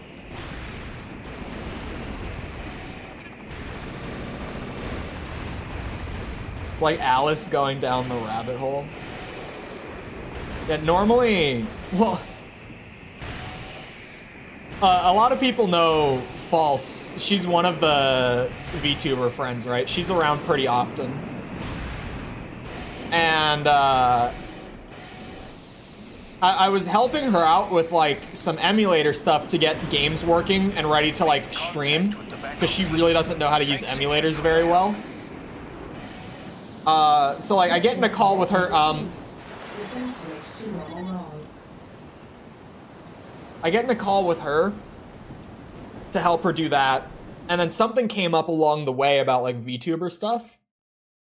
And then that call when she cut it off, because if I get into a call and something interesting comes up like that, ADHD go burr, and I can't, like, there's no filter on it.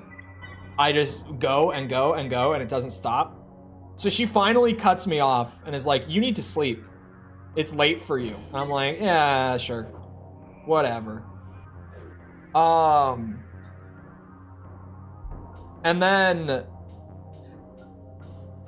like, she ends the call, or I think I ended the call, whatever, doesn't matter. But Discord does the little thing where it's like, so-and-so started a call for, and it lasted for 7 hours. She just took me down the VTuber rabbit hole, just going through like recent events and stuff for it for 7 hours. I don't need parts. We're just wrapping up. I got all the hidden parts. So we're just cleaning out the missions now. Because you have to have completed every mission once, right? So now it's just any missions that either don't have a rank or have like an E rank, like I failed it, I gotta go and clear. Our software engineers and then extra arena, and then we're done. On a computer program designed to provide us with direct access to the controller. However, Crest found out about the project and attacked the facility housing equipment required to run the program. Okay. Fortunately, the attack was foiled and the program secure, but our facility was damaged beyond repair. We need access to an alternate location. Crest operates a similar facility, and we intend, with your help, to capture it for our purposes. Head to the site and disable all radar equipment in the surrounding area. That seems easy. Once the radar dishes are taken out, our main attack force can enter the facility undetected. Good luck. Thank you. It must not be in this one, because I used the big list. Bilbo, come with me. We're going. I don't know any Lord of the Rings memes. I was gonna try to run with it. I got nothing. Yeah, the hidden part must not be in the PS2 version, because I know that Portable adds a lot of stuff like that, like smaller stuff. We have a security breach. All units engage. Is this what you call a security breach? An AC lands on your front doorstep, and that's just a security breach? What the hell is that little thing? Wait. Oops. I can control these games. Oh, there we go. That's got the firepower.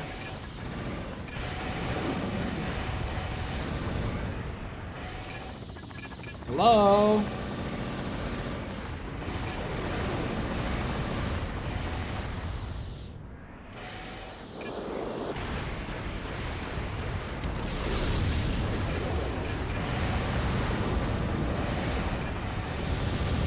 Take out that AC. It's wreaking havoc. Yup. Like kamikaze bots.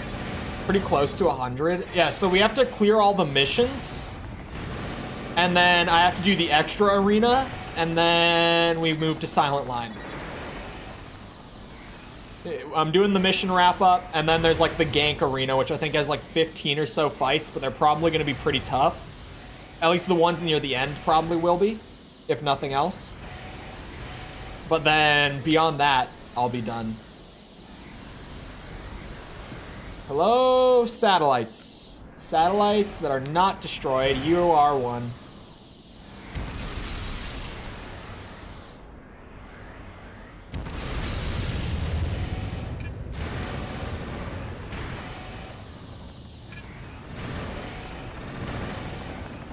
Cool.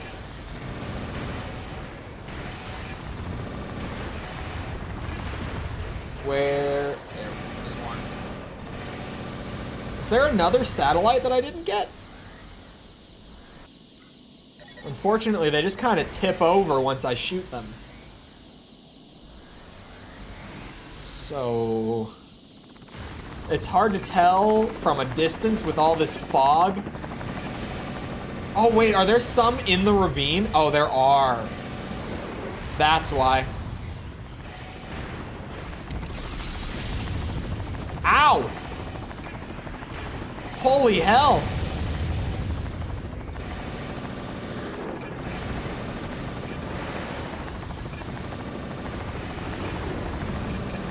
Would they be marked on the map? Come on now.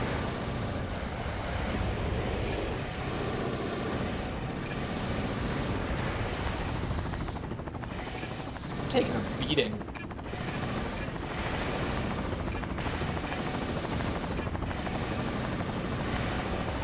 Can we calm down?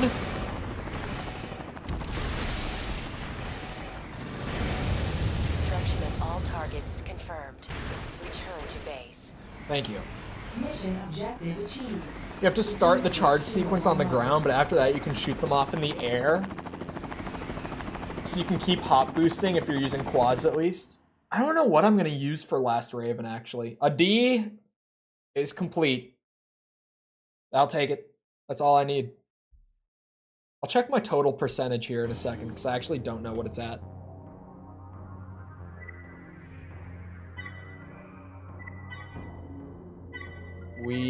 After I save. Second half, but you went too slow. It's complete. Don't worry about it. 86%. We're making good pace.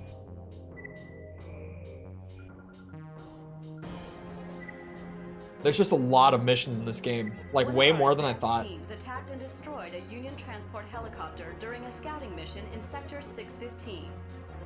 While searching the wreckage, they discovered a data capsule containing intriguing information relating to Union activities. The scout team only recovered the one capsule, but claim there are still others scattered about. Head to the area and find the rest before Union does. That sounds easy enough. Sector 615 is overgrown with thick vegetation and visibility there is poor, even under the best conditions. I don't think you'll get 100 if you don't do all the mission extensions. Time will tell. Is Apple Boy? He's not. I was like, is he my highest end? No, Huntress would be. Most expensive consort means the best consort. Always.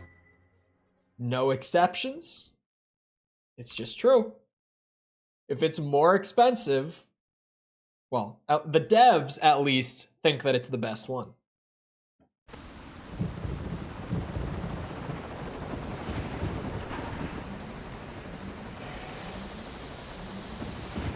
What do we got?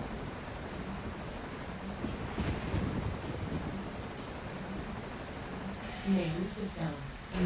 The intro almost made me not trust what was about to happen. Forces detected in the vicinity. Most missions don't get an intro like that. All units, keep the AC away from those capsules. Roger. They're doing a great job so far.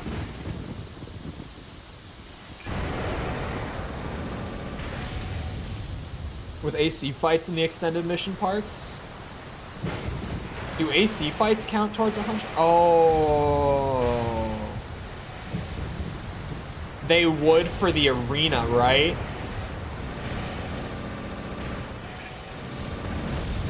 Ow.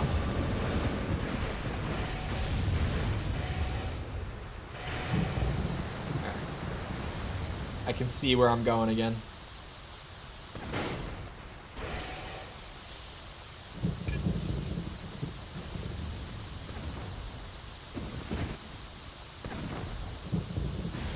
Come on. All data capsules retrieved. You're welcome. The transport should arrive shortly, but in this weather. Great. We're having trouble finding your AC. Stand by until we locate your position. I'm glad I work with professionals. They can't find me in the rain.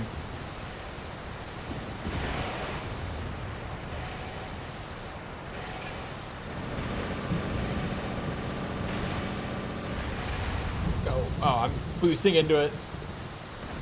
I don't think the arena fights contribute to percent, just the parts you get. I think the extra arena probably does, right? I think that maybe the arena fights don't contribute to percent, actually. Now that I'm thinking about it, you might be right.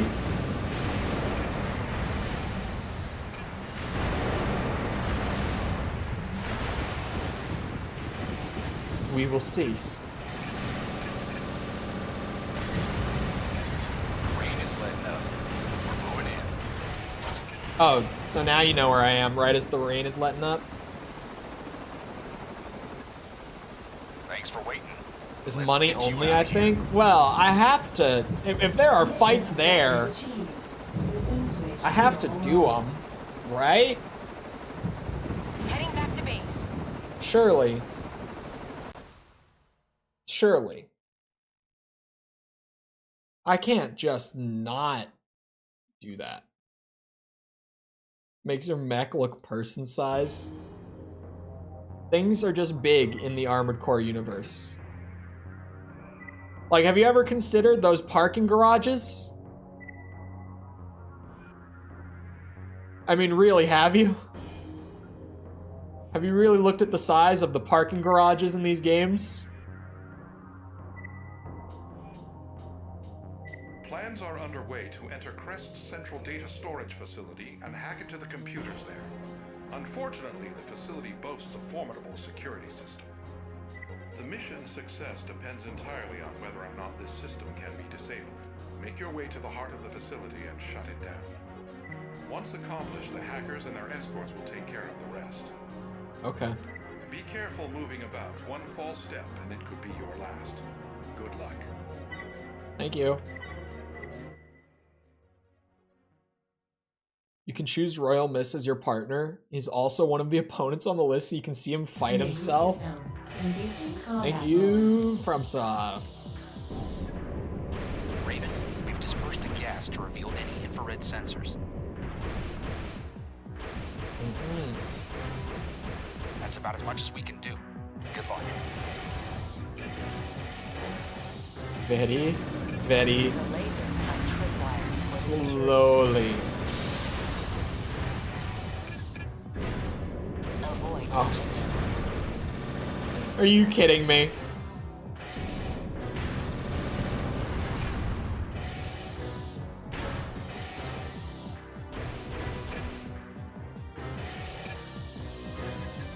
Don't mind me. Just casually clipping the camera into the ceiling.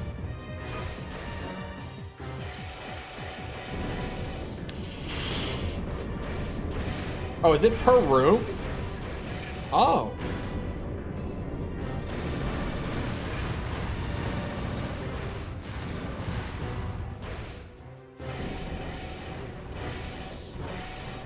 Holy.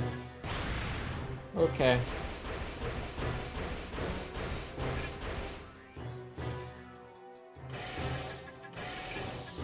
Uh-oh. Time to go. Time to go. I'm out. Holy, that hurts. Wow, that hurts. That hurts a lot, actually. I should really try to not do that.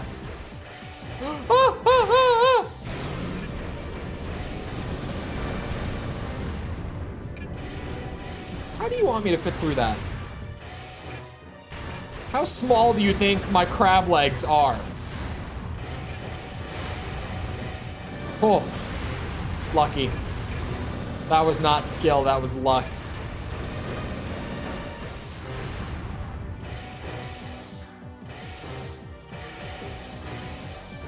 Did I make it? Did I clear it? I don't know. I'm moving.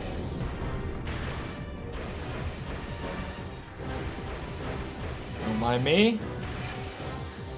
Just a 10 or so meter tall mech maneuvering through an infrared security system that is seemingly only made for 10 meter tall mechs, because even then it's still not competent enough to scan me as I go through consistently. Security system disabled. We'll take it from here.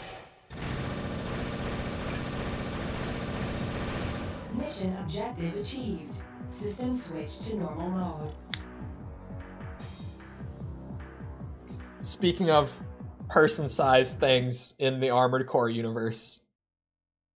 S rank? How? How is that S rank? I'll take it, but what? Oh. We have some bad news. The information we hoped to obtain from Crest's computers describing how to gain access to the layered hub was not acquired. I've gotten this email. This playthrough. Our forces entered the facility once your role in the mission was complete. Unfortunately, the units promised to us by Mirage never showed up. We won't give up, though. Our efforts to uncover the truth will continue. We'll be in touch. Hold on. I swear.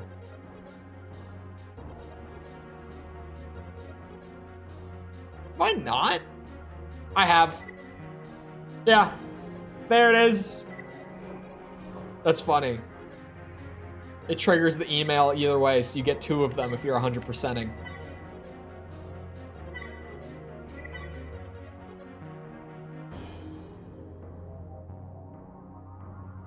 It's little weird things like that in these old games that just consistently catch me off guard. Okay. So these are all done then. Next region, we've only got one here. Raven, we want you to break into Rehito Laboratory and steal the access program Mirage is developing there. Their reckless attempts to manipulate the controller will not be tolerated. Extensive security measures are in place throughout the lab, so advance with care.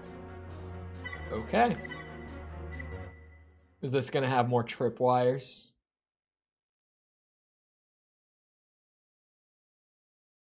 Main system. Engaging combat mode.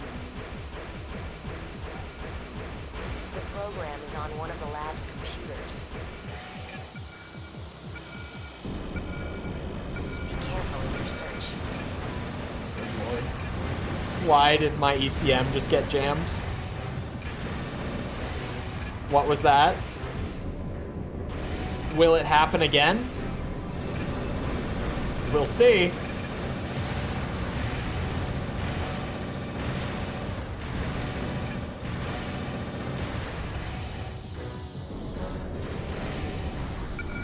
Hello? Where? Oh, there it is.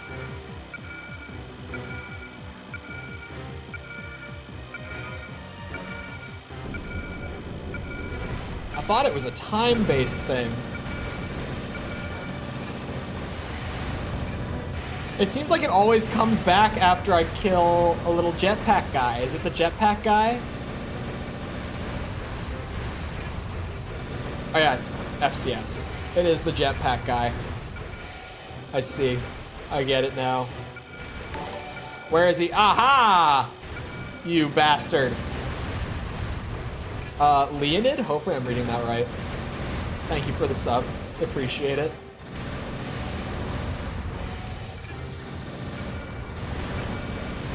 I see you!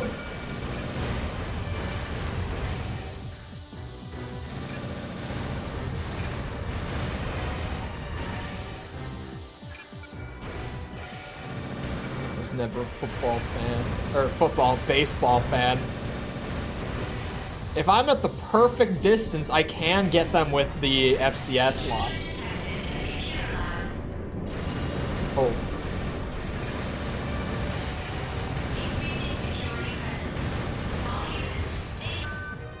Access program downloaded.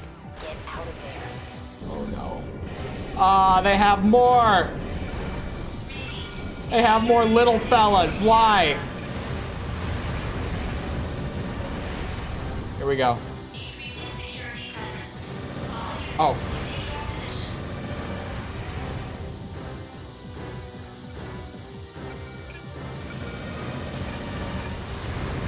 Coming through. Watch out. Machine gun.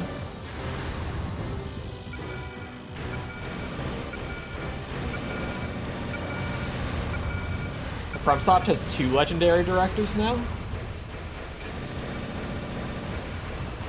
Who? Miyazaki, and who would the other one be?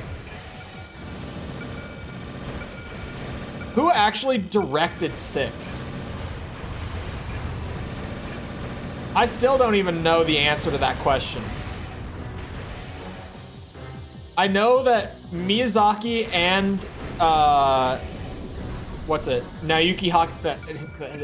Naoki Takahashi both were like kind of supervisory directors early on. Oh, that's right. It was Yamamura. I did see that at one point. I just forgot it. Oh, come on. Please. Shit. Possibly the best baseball player ever. His contract is projected to be 500 mil. Jesus. Could you imagine getting signed for $500 million? At that point, you just pray for like a leg injury and to never have to work again. Like you just take your 500 million. You know, of course, you accidentally fall or like, you know, someone trips you maybe, wink wonk, from one of the other teams. Something like that. And then, you know, you sit around with your 500 million. You live good life. Your kids live good life. Ooh, what? E? This is the final mission. How did I complete the mission and get an E? Analysis of the data. Well, I know that I don't have to redo that one, because I obviously completed that one. Did I not complete this one? I feel like the only time you get E, in my experience, is from failing the mission. The testing involved what we're... I guess you can get an E and have completed it. I kind of thought that it was just like, yeah, like you failed, but like the mission went away, you moved on. We're nearly there. I'll Apparently go over not. the mission one more time. The Jays' current highest contract is 120 Your mil. objective is to eliminate And the all rumor is that forces the Jays are occupying the getting him. city. 500 million is insane. The targets are battle MTs. You have to do it really badly. I don't know what you're talking about. And you'll be registered as a Raven. Oh, this is the opening mission? What the hell? How did I E-rank this? This is a once-in-a-lifetime opportunity. Don't blow it. I guess like just default gear and weapons and stuff, like I must have just Move out. E-ranked it purely because you're so slow to move around and kill things on this mission. Engaging combat mode. I'll do my best. Red line on your radar indicates the operations perimeter.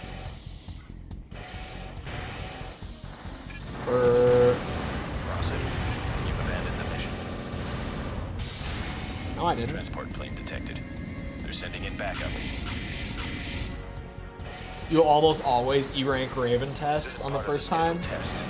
Is it just because of the gear and the amount of enemies and stuff? You can only remap after this mission? Oh, what? I heard the portable controls are really bad.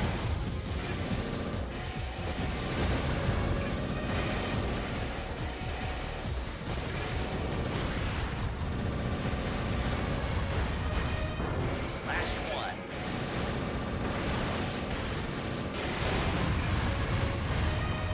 All enemy units destroyed. You did well. Thank you. You both performed well. Welcome to the ranks of an elite few. Ravens. Looking up and down with triangle and circle. Switch to normal mode. The amount of buttons the PSP gives. Yeah, that makes sense. I had heard it was mostly just because of like the actual like onboard controls for the PSP. Shows up again later and doesn't actually try to kill you. On the PSP one, he shows up later on this game, like on the PS2 version, and fights with you. I don't know if I did that mission on this run though. I did it when I was playing for the review. We just discovered that someone infiltrated a mole into one of our research labs.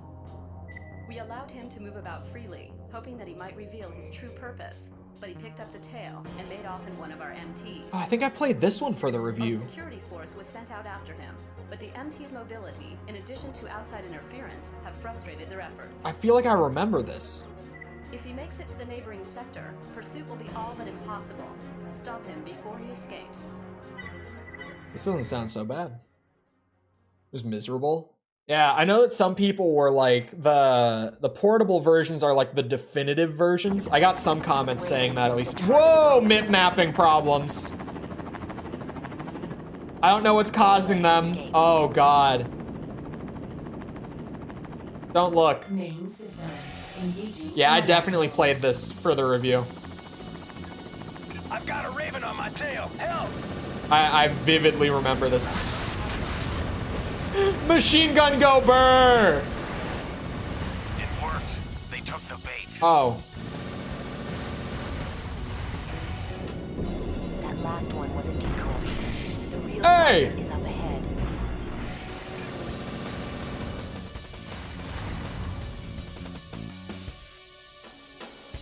Up ahead where? I don't know how long my generator can do this for. Thank God for OPI.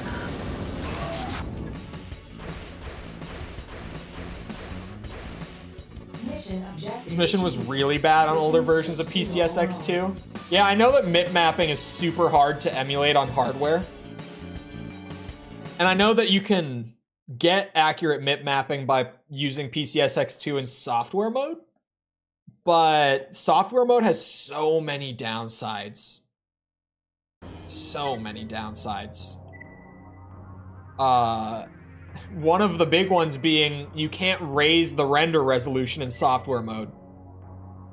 This message is to notify you of a new product release. We like to share what we can with those who have proven their loyalty. The new product is an AC like part, model number CLF-D2 ROG. New like part, CLF-D2.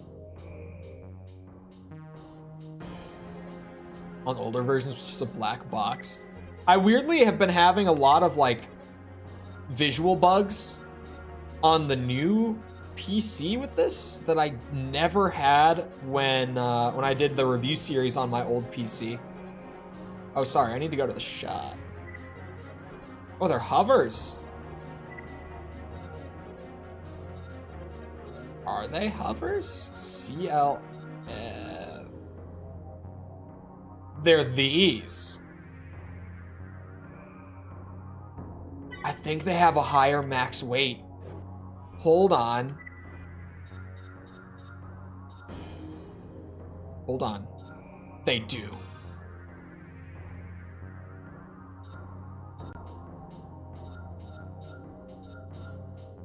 Oh. We are in the money. You know what? Hovering capability, why not? Sure. I have better crab legs. You know what? I'm glad that I was checking what I got. Too many games to remember the naming formulas. I don't even try. I'm just like, oh, numbers, letters. I'll just go look at it. Because yeah, bouncing between the games, I can never keep it straight. Okay, I think that was the only one left here. Oh no. There's one more. A bomb has been planted on one of our transport vehicles traveling the A24 superhighway. I might have done this for the review. The bomb is designed to explode if the transport decelerates. Yeah, I did do this one. Use it on the fly. I definitely did this one. We're clearing the highway and redirecting the transport to a remote area, but a contingent of enemy units has taken up positions along the route. Please ensure that the transport reaches our bomb disposal team without incident. They'll take care of matters. Rips off the movie's speed. I mean, Be aware that if the transport works. comes into contact with anything, the bomb may explode. It definitely works. I forgot about that movie though.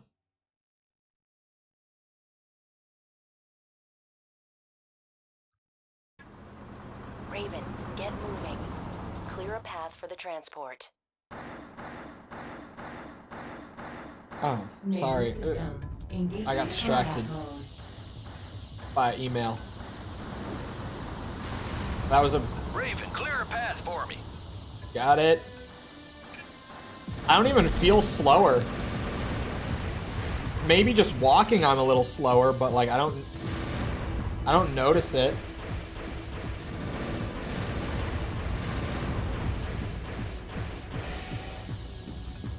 AC mobile mission. I saw that there were some mobile Armored Core games that are like essentially lost to time.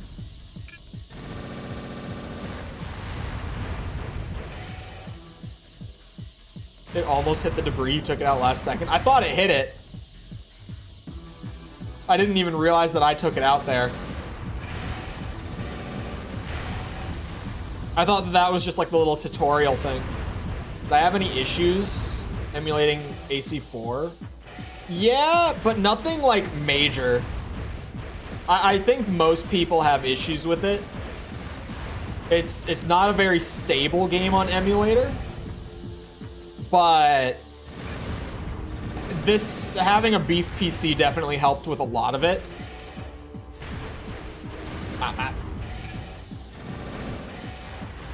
Like, I never had frame rate dips below 60 or anything like that. I just had like little visual bugs here and there, which unless they're really bad visual bugs, I can always just edit around for the reviews. They were pre-smartphone, like on flip phones? Oh God.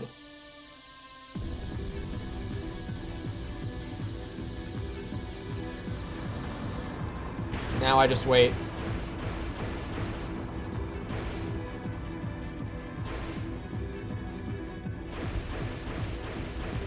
I have so many games played on DuckStation PCSX2.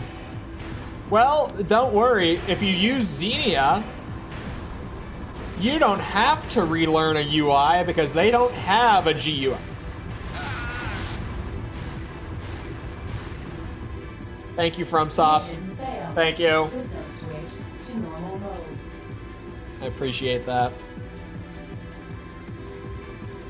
I don't know what I thought would happen. I don't know what I thought was going to go down there.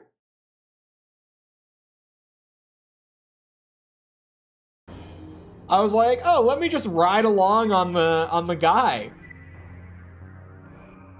Let me just ride the bomb bus. A bomb has been. The bomb is. We're clearing the. Please ensure. Xenia doesn't have a version for Linux? Really? I didn't even know that. Like, Canary doesn't even have it? Main system. Engaging combat mode.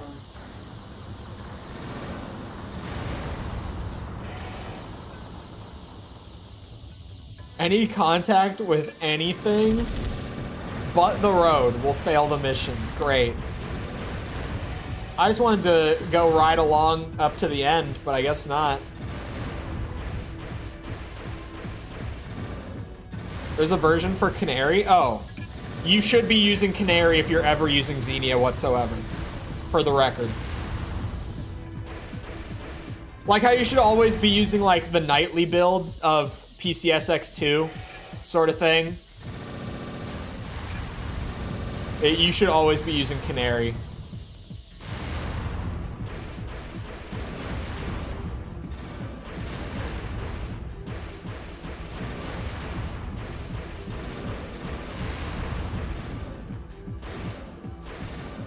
How they're gonna follow up on 6? I have no clue.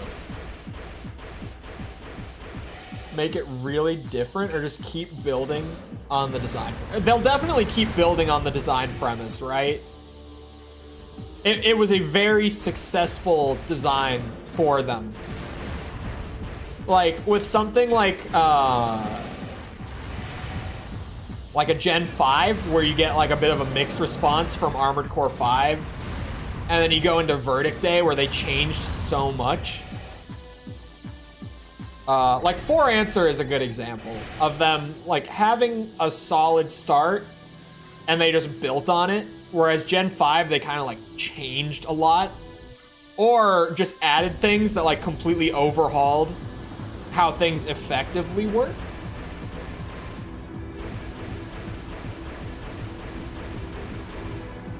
I would definitely think it's going to be more of a Gen 4 situation where, like, they might really build out to the point where it feels like a totally different thing, but it is still just, like, pretty much an upgraded version of the original. That is, again, if they even do an expansion for 6. I stand by, there's a solid chance that they just don't.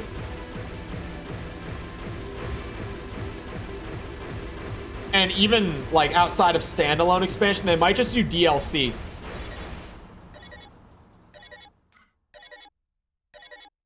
They had to build a special version of Xenia for it. Is it spaghetti code, or is it just, like, rendering techniques? Because, Gen 5 Armored Core has the same thing. There's a specific Xenia build made just for Gen 5. Being forced into single player. AC5 is like about on par with most Armored Core games difficulty wise. Verdict Day is one of the hardest Armored Core games. I've never heard people really talk about it, but like very noticeably when I played it, it was one of the hardest games in the series. Very, very hard. But 5 specifically, I would say, is like on par with others. Verdict Day was hard. Verdict Day was like really hard. I do not look forward to 100%ing Verdict Day. I do not. Good game, but holy shit, it's hard. It's gonna be a disaster.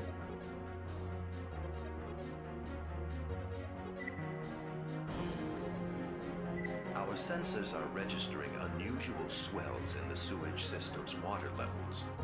As far as can be determined, it's not the result of rival corporate activity. We can only assume then that a system malfunction is to blame. Nothing like this has ever happened before. It hasn't. In any case, we've lost contact with the research team sent to investigate. We need to know what is happening as soon as possible. Find out what's going on and report back. What? You have permission to eliminate any who attempt to interfere. Did I click on the wrong mission? What is he saying about the research team? I saved the research team on this map. Scan detected multiple heat sources. Be careful. Main system. Engaging combat mode.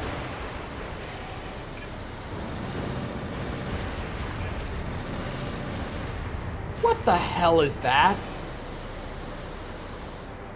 What the hell are these? Why are there spiders?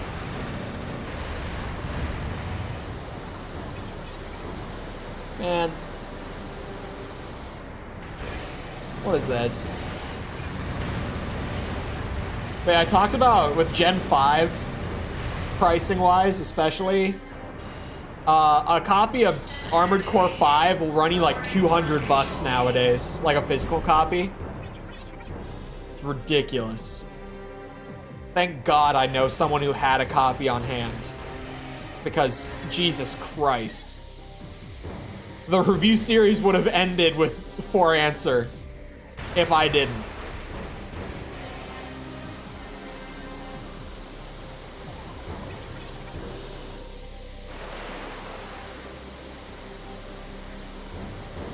That opened this gate? Yeah, definitely this one. There are spiders down here. I'm glad they're all overpriced in a way. Learning how to emulate is a wonderful thing. Whoa, whoa, whoa. Because then it's like, oh, I can just play like all these old games and like effectively just do my own. Returning to base. Wow. Okay. That's something. That is definitely something. Giant spider boss. Very cool. Let's do that again. Let's give that another go. Our sense we can only in any case. How did your sensors not pick up on the giant spider laser robots? There's clearly like a nest of them in here. How did the problem get to this point? System in combat mode.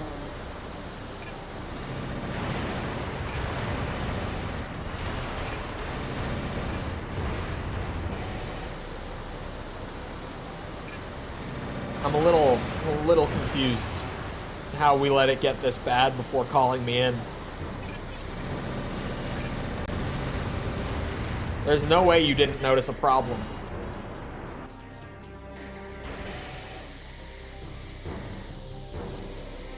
How do the giant spider robots reproduce, do you think? How do they do that?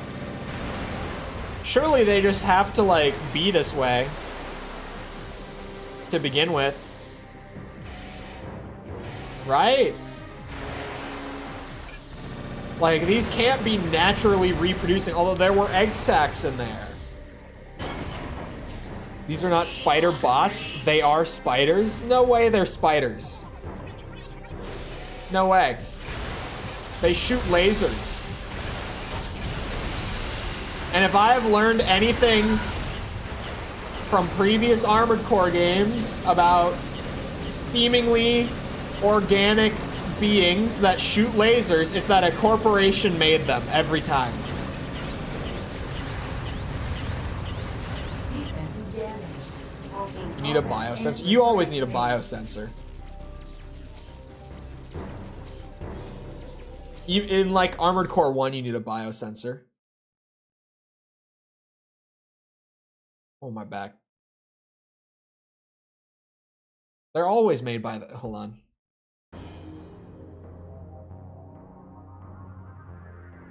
These things are just here. There's no lore for the spiders. There's gotta be lore for the spiders. Hold on. Spider.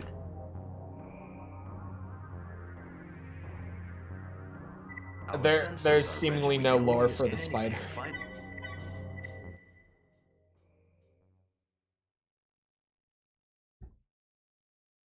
Never mind. I'm not seeing spider lore. Our scan Who do I think is the best written character in 6? I think Iguazu. I'm pretty different from him, but I feel like I can understand where he's coming from. I think Iguazu is up there. Like, he's at least second.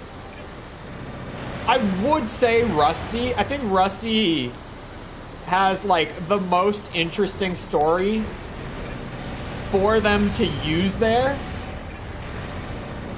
But they really don't touch it directly.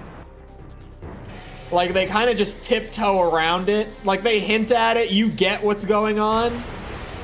But if they had been a little more just, like, up front with it, the way that they are with, like, Iguazu's writing, I think Rusty would be the most well-written.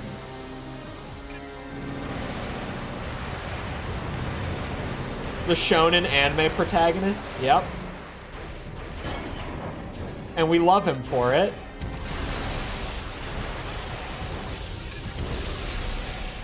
Jesus Christ. How do I avoid this thing?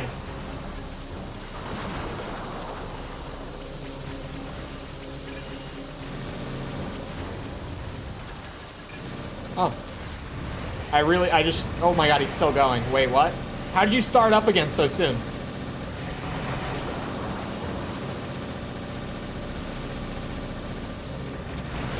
Man, I'm gonna run out of energy. I can't. Wait. Is it dead? It's dead. I don't believe it. What's been happening here? Spider bots. Objective achieved. System switch to normal mode.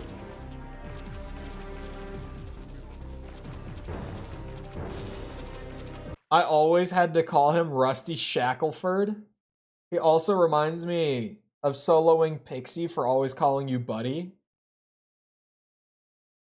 Who? What? Hold on. Rusty Shackleford? Where does this come from? Shackleford. Oh my god! Oh!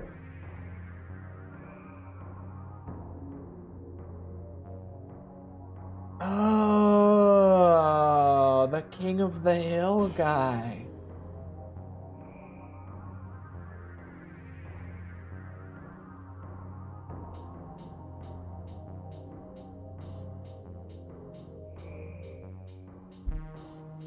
Oh, King of the Hill is like the show from my childhood that feels like a fever dream. Because stuff like this will come up. Like, I will see a King of the Hill reference. I will not understand it. I will search what the reference is. It'll pull up, like, the King of the Hill wiki or, you know, just the Know Your Meme or whatever. And then I'll be like, oh my god. Because I watched King of the Hill when I was a kid. I just don't remember it. Like, I was so young that I genuinely don't remember it.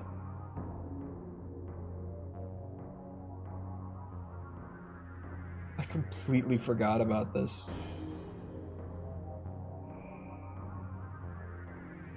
I completely forgot about this.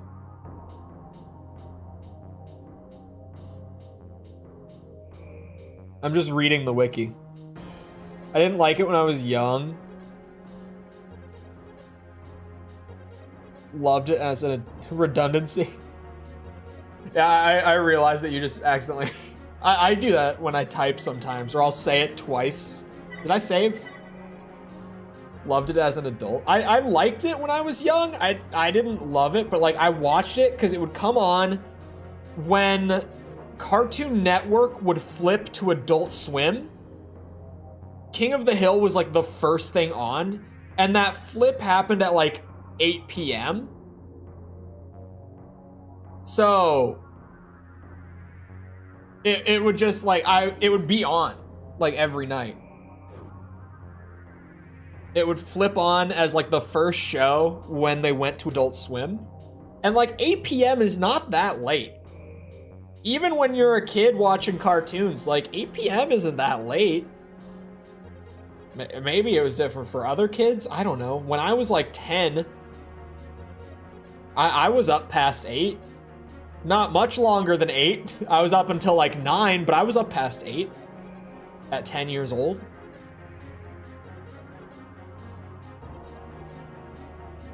Anyway, my voice hurts.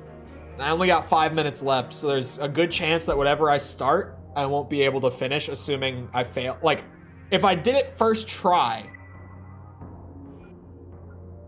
then I could do it in 5 minutes. But that's always a coin toss. How many missions do I have left? We've got 1, 2, 3, 3. Yeah, this is the first area that I started with. We have 3 left. That's not bad. Okay, wait. So if we have 3 missions left, I have 92% remaining. Oh boy, where is that? Are we sure extra arena doesn't count? It might. We'll see next time, I guess. I'll just have to figure it out when I get there. Anyway, I'm gonna end 4 minutes early because my voice needs it. And I know that I'm gonna die doing whatever I do next anyway, so. Hope you guys enjoyed. If you did enjoy and you haven't done so already, feel free to go ahead and leave a sub. Come back another time. We're doing this. We're doing the Ace Combat games on the highest difficulty. We're doing DMC S ranks. Those We are one mission away from having every S rank in Devil May Cry 2. I'm so ready to be done with it. We are so close to the end of the torture streams, and the Devil May Cry streams won't just be me raging at the game for 4 hours. It'll be so great. It'll be heavenly. There's my voice breaking. Feel free to come back for any of that Lucia disc. Nope, don't know what you're talking about. Anyway, feel free to come back for any of that. We're doing GTA. The Grand Theft Auto streams have been insane so far. That game is like a match made in heaven for a streaming game, because the wildest shit happen. Like it just goes from like, oh, I'm playing a peaceful game of golf to like just the most batshit insane. Anyway, I'm yapping. Feel free to come back for any of that. By the way, for members and patrons, I'm working on getting the review just packaged up and ready. I exported it this morning. It had to process on YouTube. It was not done processing when I started stream, but after stream, at some point tonight, I'll just go and like, throw the thumbnail in, throw all the stuff in, get it out early for you guys. For contributors and above, wink wonk. Also, if you enjoyed, feel free to go ahead and leave a like. Helps out with algorithm and stuff, so I'd appreciate it. Trying to think. Yeah, check out Patreon and channel memberships if you want early access to videos, behind the scenes updates, etc. It's all there. It also just, helps support the channel a lot, so I'd appreciate it. Other than that, once again, I hope you guys enjoyed. I'll see you back here next time. I hope y'all have the rest of your day. Thank you for coming to the stream, and goodbye.